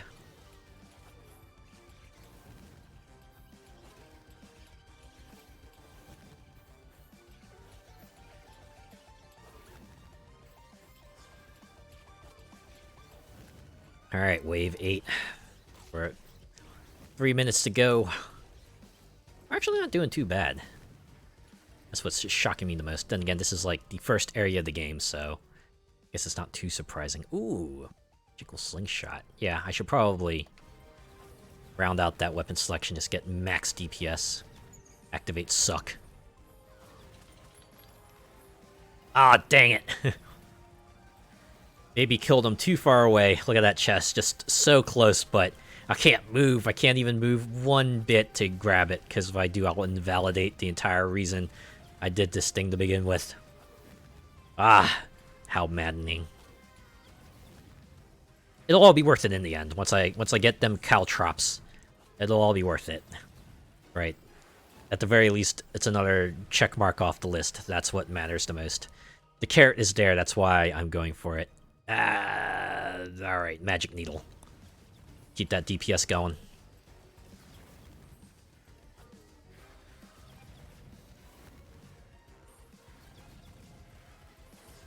Wave 9, 20% to go.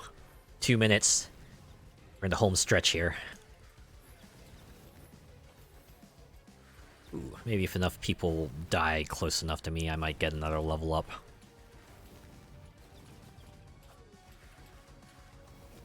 These weapons have pretty good knockback, too.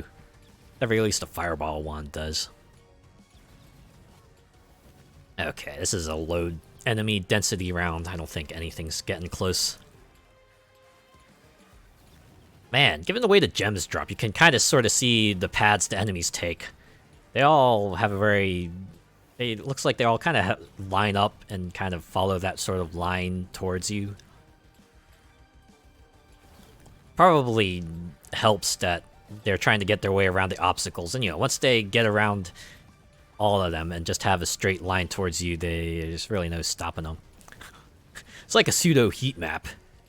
Anyone like heat maps? I always enjoyed it when games like do the whole heat map thing where they show how frequently, you know, how often players kind of travel on the specific part of the map. I imagine that's like, you know, it's useful in many ways, right? It's just like a little fun fact for the more casual people, and for the people who are pro players, might be handy for knowing where you might expect players to be at a certain point in time. Man, you know, it was like it took me a while to learn about how map knowledge was like very important FPS, especially in like, you know, the arena shooters. You gotta know where the power-ups are, you gotta know how long it takes for each one to respawn, which is why, you know, when it first came out that certain games would be updated to kind of show you the timer on power-ups to let you know how long it would be until it came back. It threw me, but then I realized, oh yeah, that makes a lot of sense. Uh-oh. Now, oh no, I don't have the DPS. Dang it! Ooh, but I have a resurrect. Okay. Maybe this will be enough to take them out once and for all. The DPS race is real. That's it. Wait. I got him in death! Wait, does that... No, it doesn't count. It doesn't count, because they killed me first. Blast. Alright. Well. There, the issue becomes clear. I need extra lives in addition to DPS. Well. That's how it goes sometimes, right? Sometimes you manage to do it, sometimes things just don't work your way. At the very least, I got money? I got a little amount of money? I don't know. Yeah, alright. In any case, I think that'll do it for Army of Ruin. Yeah. We saw the new stage, we saw some of the new stuff that they put out for the stage, some of the new weapons. We didn't play as the new character. You know what? Maybe I'll do that. Maybe I'll do that. Complete the stage with, see if there's anything here that requires me to play as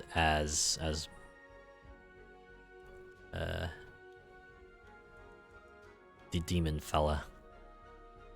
Doesn't look like it, though.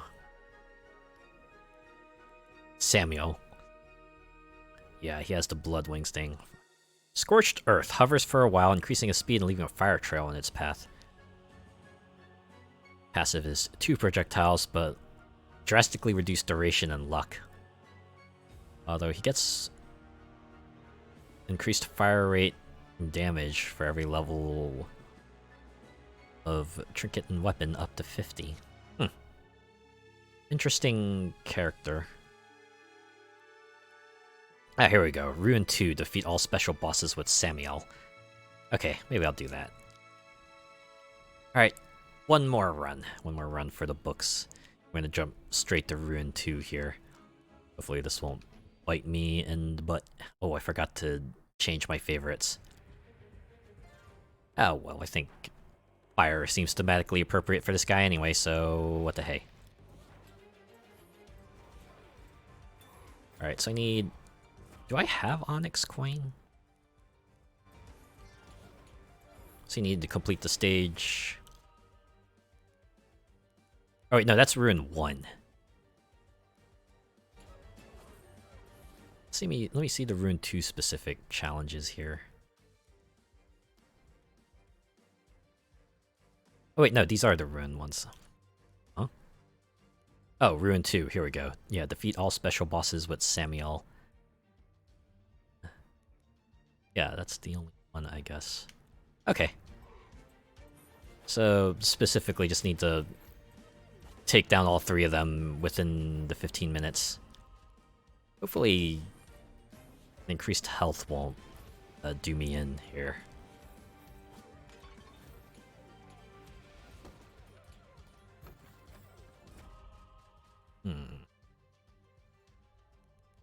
Book of Omens.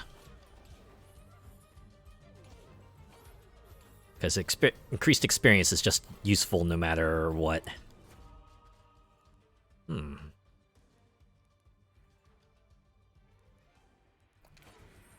Upgrade the Razor.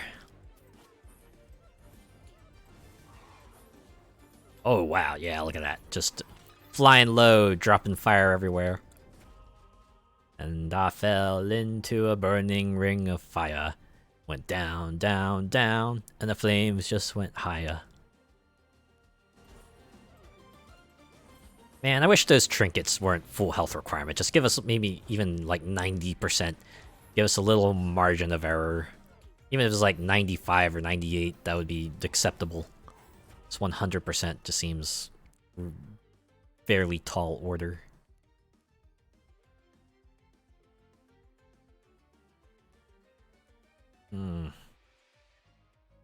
Get the bracer. In anticipation for the trident.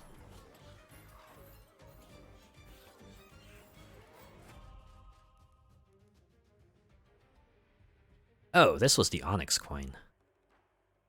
Yeah, you know what. Sure, let's get that. I think this means I've probably locked myself out of the Gloves of Harmony now, but that's fine. Oh yeah, since I have ice, do that.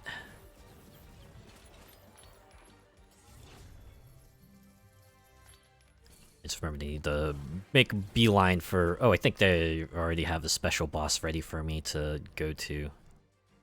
Ah! This weapon is useless on this stage because it goes up and down. Alright, we're gonna re-roll. Ah, man, here's a Gloves of Harmony. Let's see, I still need Dark, Fire, Wind. Yep, that takes up all the slots. I guess I'll get Fiendish Tear. See if I can get that to 5.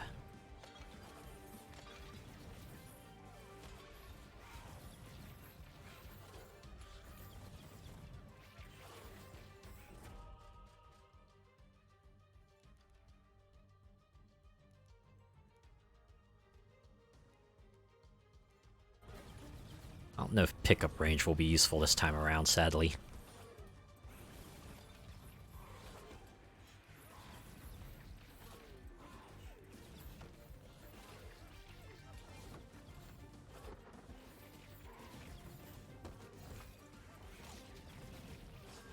Yeah, there's always something really intimidating about that character that just kind of floats just a little bit above the ground. Like a nice demonstration to show you, yeah, man, look me, I'm so strong. I have no need for this thing you call walking. I will just float my way around the place.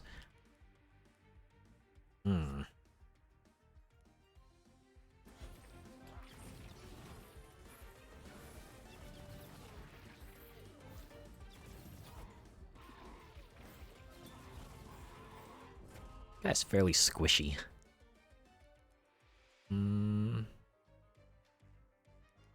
I could get Sylvan Shell since I'm...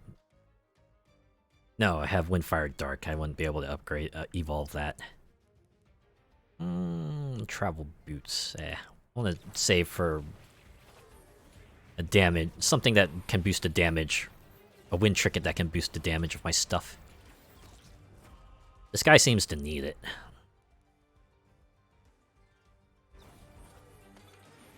There we go. Got the Blood Wings up to 5 at least.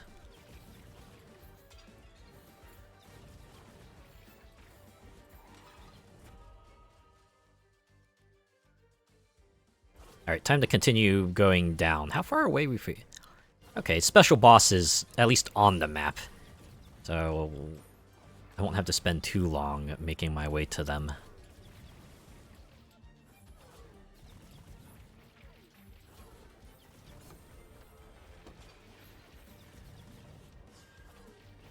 How is it that you can't walk through the gates despite them being, you know, gates?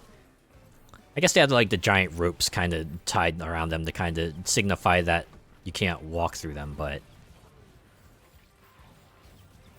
Yeah, I guess that's as much explanation as we need, right? Spectral Dagger. Yeah, I can work with this.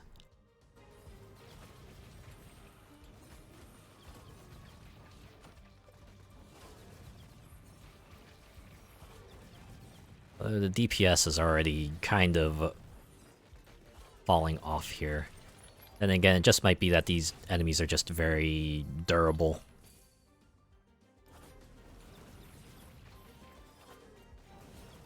Alright, as long as I get the first boss before the 5-minute mark, I should be okay.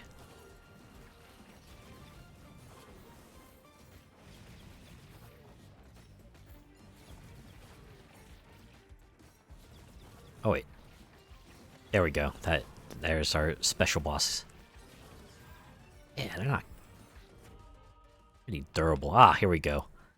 Projectile speed and knockback. But got the Elven Quiver. More projectiles, but it's damage. Yeah. I think most of the weapons would benefit from just having an additional projectile. Oh boy, y'all are really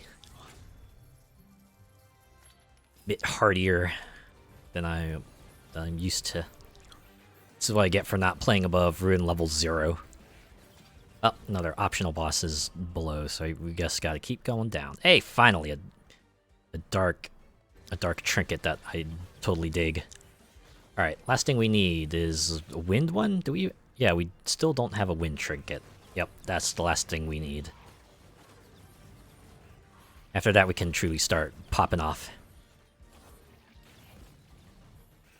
Freeze! Everybody clap your hands. Clap, clap, clap, clap, clap, clap, clap, clap, clap.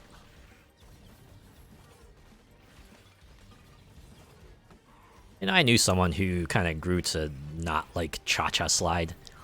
I guess I can sort of understand, considering how played it was during the aughts. But, I guess it's something I have fond memories of. Ah, here we go. Alright. That'll do it. This is my loadout. Hopefully it'll be enough to carry me through the end.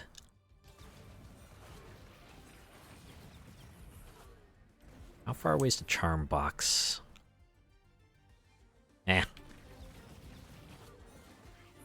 Unfortunately, I have to abandon it because, yeah, I only have 10 minutes to defeat another 2 optional bosses here.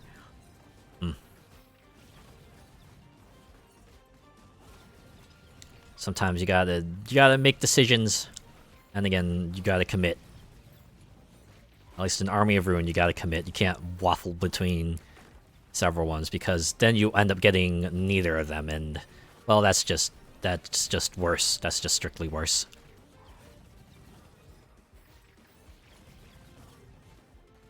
I like how the candles I think those are like the candles that you would normally put on a boat and float them down a river. They're just flying now.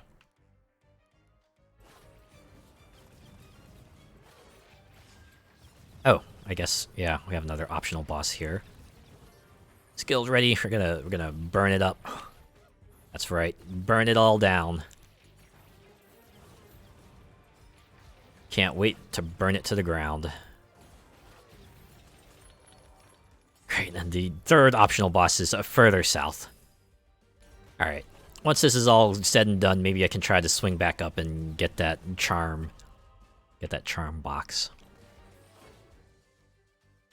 Not looking great, though, because, boy, that last optional boss is really far off the map. Maybe I should have gone for those boots.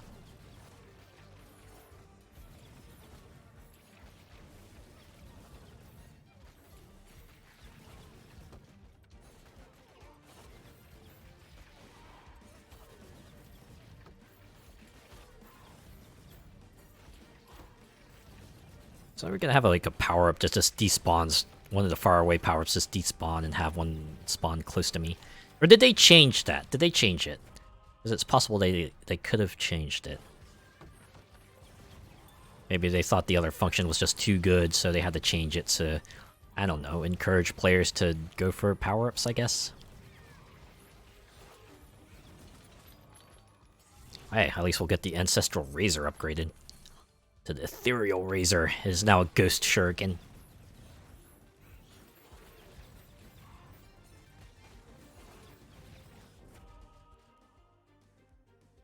Probably upgrade Fiendish Tear. Try to get that to max level so we can get its Evo out of the way. Like we did with the wings.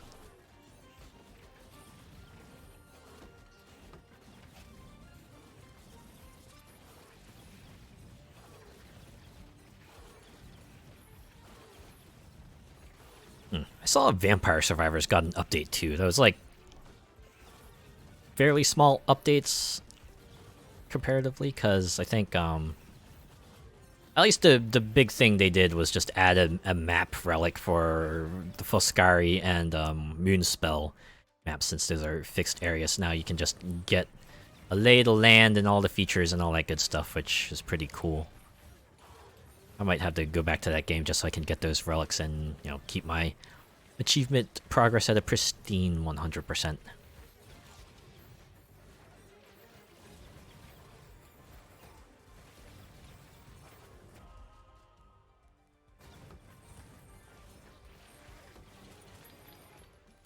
we go. Oh, did not max out another weapon, but yeah, you know what? Wow, that was 5 upgrades. Okay, I'll take it. Alright, now that we got all the optional bosses, we can actually try to go back up, see if we can get the charm box. At least one of them. Surprised there are like no additional chests that appeared, or maybe I'm just not noticing it. That giant cluster of icons up there. I only noticed a charm box because I saw it earlier.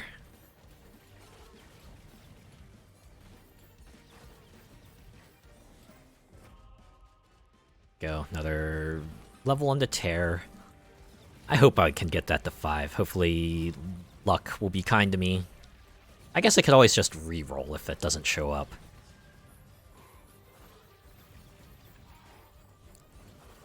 That said, I think I'm like 50% more likely to get trinket upgrades, considering none of them are maxed out.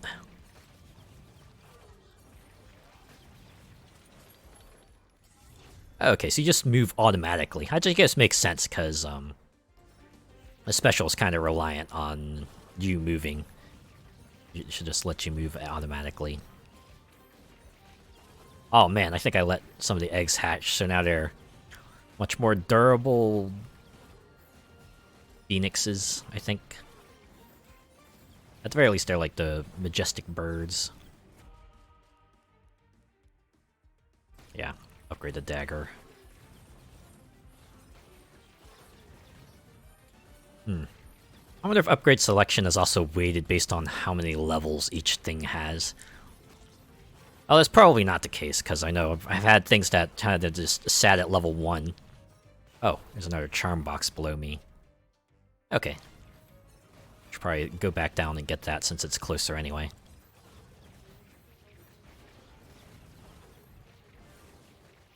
I wish this gave me an increase in movement speed. Feels like it should, you know, considering this guy's just started swooping down, becoming more aerodynamic. Feels like a thing that would increase your speed, right? Alright, time to survive. Good thing I got this AoE weapon here, which allow me to survive more handily from all directions. Wonder what trinkets I'll get. Or charms. What charms will I get? Hopefully it's something that I can get a boost from. Luck. It's not what I was hoping for. Okay, what if I got just longevity? Or, nah, we'll go with strength. A little extra knockback. On the off chance that these enemies, you know, somehow survive the onslaught, I can keep them at bay for a little bit longer.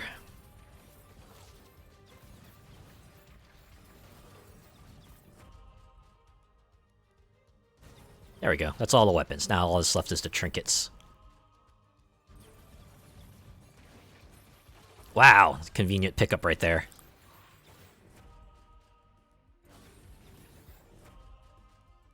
Alright, keep them coming.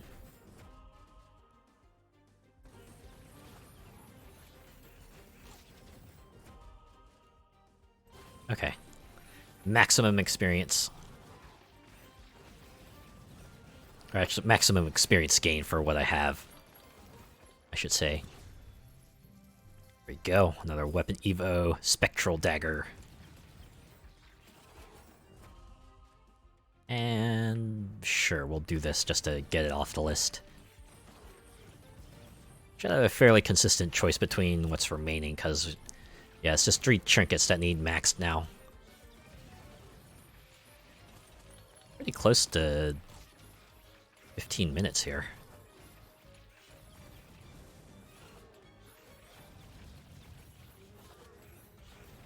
Jeez, how far down did I travel? It's pretty far, because, yeah. Icon is not getting closer. It's not getting larger.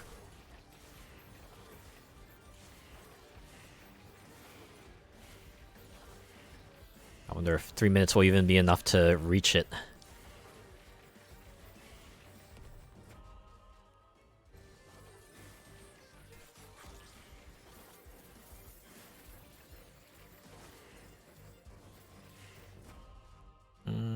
Alright, keep upgrading the quiver.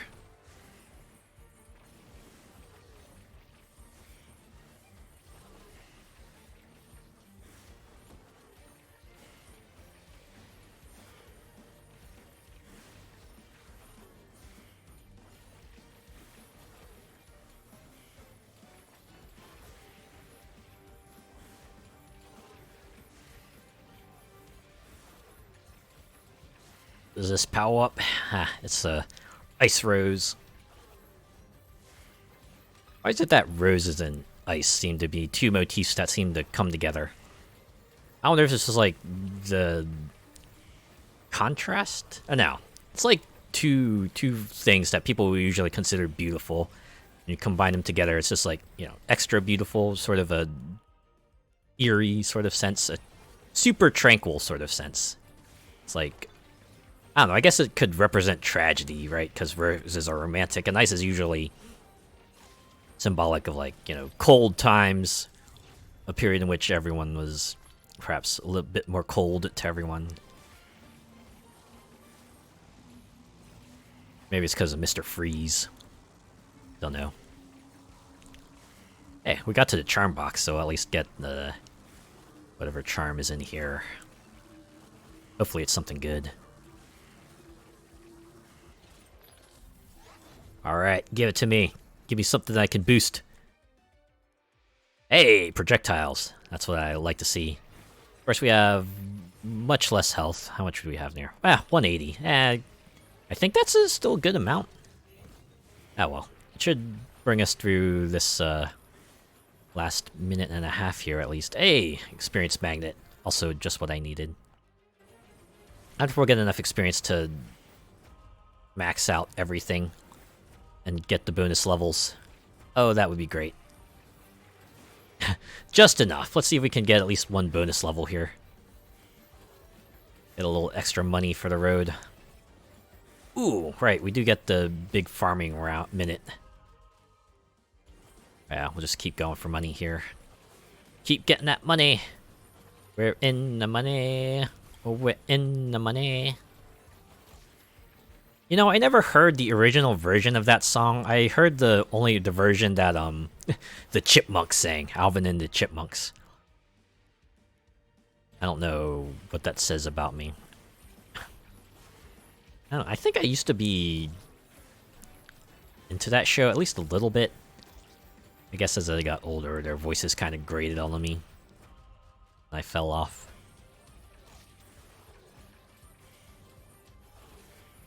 It's always the thing about the old shows. They always had, like, you know, characters that would be normally unusual in some way or another, but everyone kind of just sort of treats it as, you know, just as just part of the world, part of the deal, right? It's like, oh, talking dog, talking buggy, anthropomorphic chipmunks, a bear that wears a tie. Dad, it's no biggie. It's just another day in the world of a cartoon. Yeah, that flame trail at Kaiju's gonna fall pretty quick. Also a shame that there's a king Kaiju, but I don't think there are like any little Kaiju enemies. At least I didn't notice them. Maybe that's on me. Maybe I should be paying more attention. Oh, okay. Yeah, I think it's always been like this, but yeah, completing higher ruin levels will complete the lower ruin levels, and if you complete any challenges associated with them, it will also just be completed, so... Wow, didn't need to do ruin level 1 at all. Hey. Good stuff, good stuff. Alright, let's see what our unlocks are. Abaddon. This demon can't tell friend from foe, destroying everything on its path. We got the evolved demon wings, evolved fiendish tear. So got blood wings as just a regular unlockable. Commander's cloak. Plus 10% damage when health is over 75%, plus 15% speed when it's below. See, this is the kind of item that I like. It's one that's just useful in one way or another, and has a more lenient threshold for you to have. Also feels like something that works, right? If you're low on health, you want more speed so you can be more maneuverable, and if you're above that much, you want damage so you can keep your health above that level. It works well together. It's a very... This is a good synergistic item right here. Or good item with synergistic effects. Alright, so that leaves us with one character to get, 21 weapons to unlock, 14 trinkets,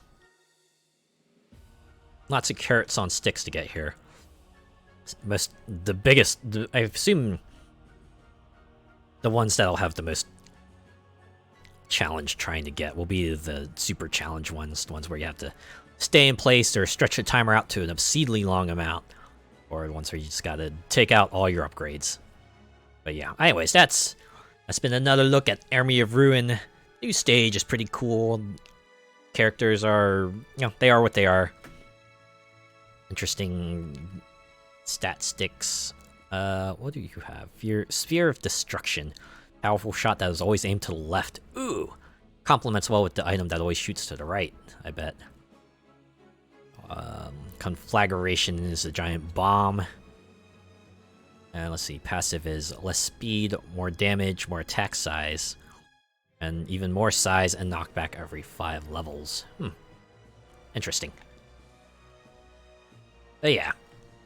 I think they said they're ramping up towards a 1.0 release, so I assume they got like one more area, maybe 2.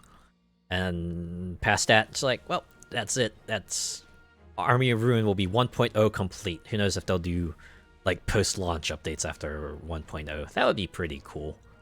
But if they want to move on, that would also be understandable. Anyways, yeah, that will do it for this stream. I want to do some stuff offline, so I hope I have enough time to do it. Since it's Sunday, most things will usually close in like a few hours. Yeah, it should be enough if I like wrap it up soon. So anyways, thanks for stopping by, thanks for tuning in. I will be back on Wednesday to continue LEGO 2K Drive. We'll probably get to the next Grand Prix, and I guess depending on how much more we have to do till Sky Grand Prix, I just might do that as well. Anyways, let's see who's on right now. I love it when games continue doing stuff. Ever since I started streaming, I've started gaining an appreciation for games that continue playing while it's outside, because that means I don't have to worry about throwing up background music or anything like that. Alright, anyways, let's see who is on right now. And I send everyone off to...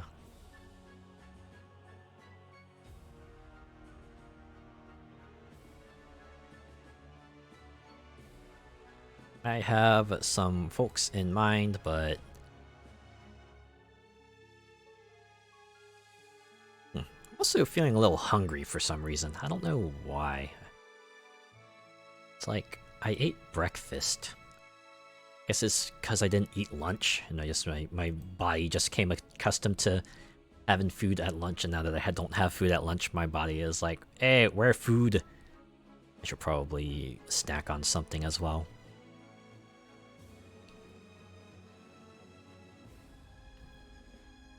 Alright, lots of League players.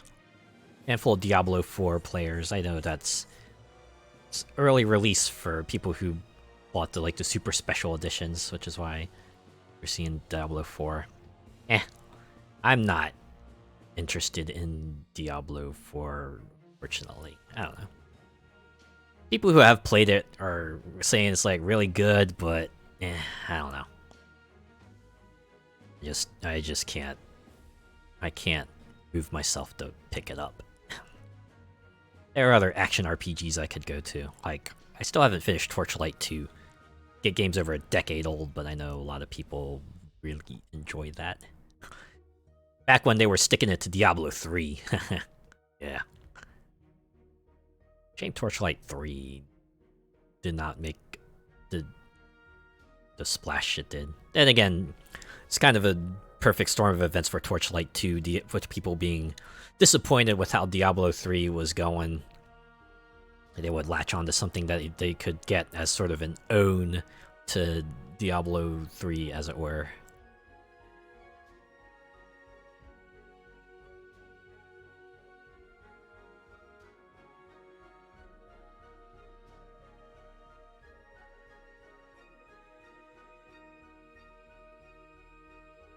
Man, who do I want to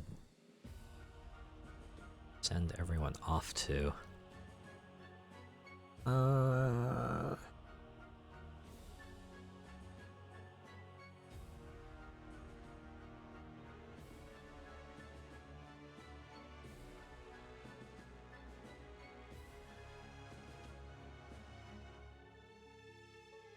Really ought to pick something soon. Time is running out. It's time to fill the void. My whole life has been destroyed. And everyone around me says my time is running out. I refuse to surrender. Etc. etc.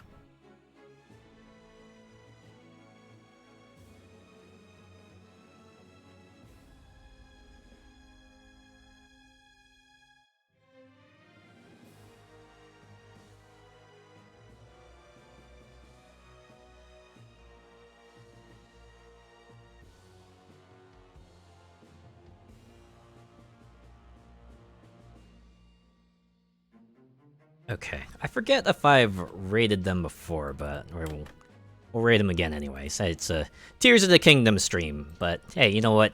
Game rules, so I imagine there won't be any protest there. KSL Cross is playing it right now. Anyways, guess can say Ruin Raid if you're joining on the raid. Otherwise, have a good rest of your weekend. I'll see you Wednesday.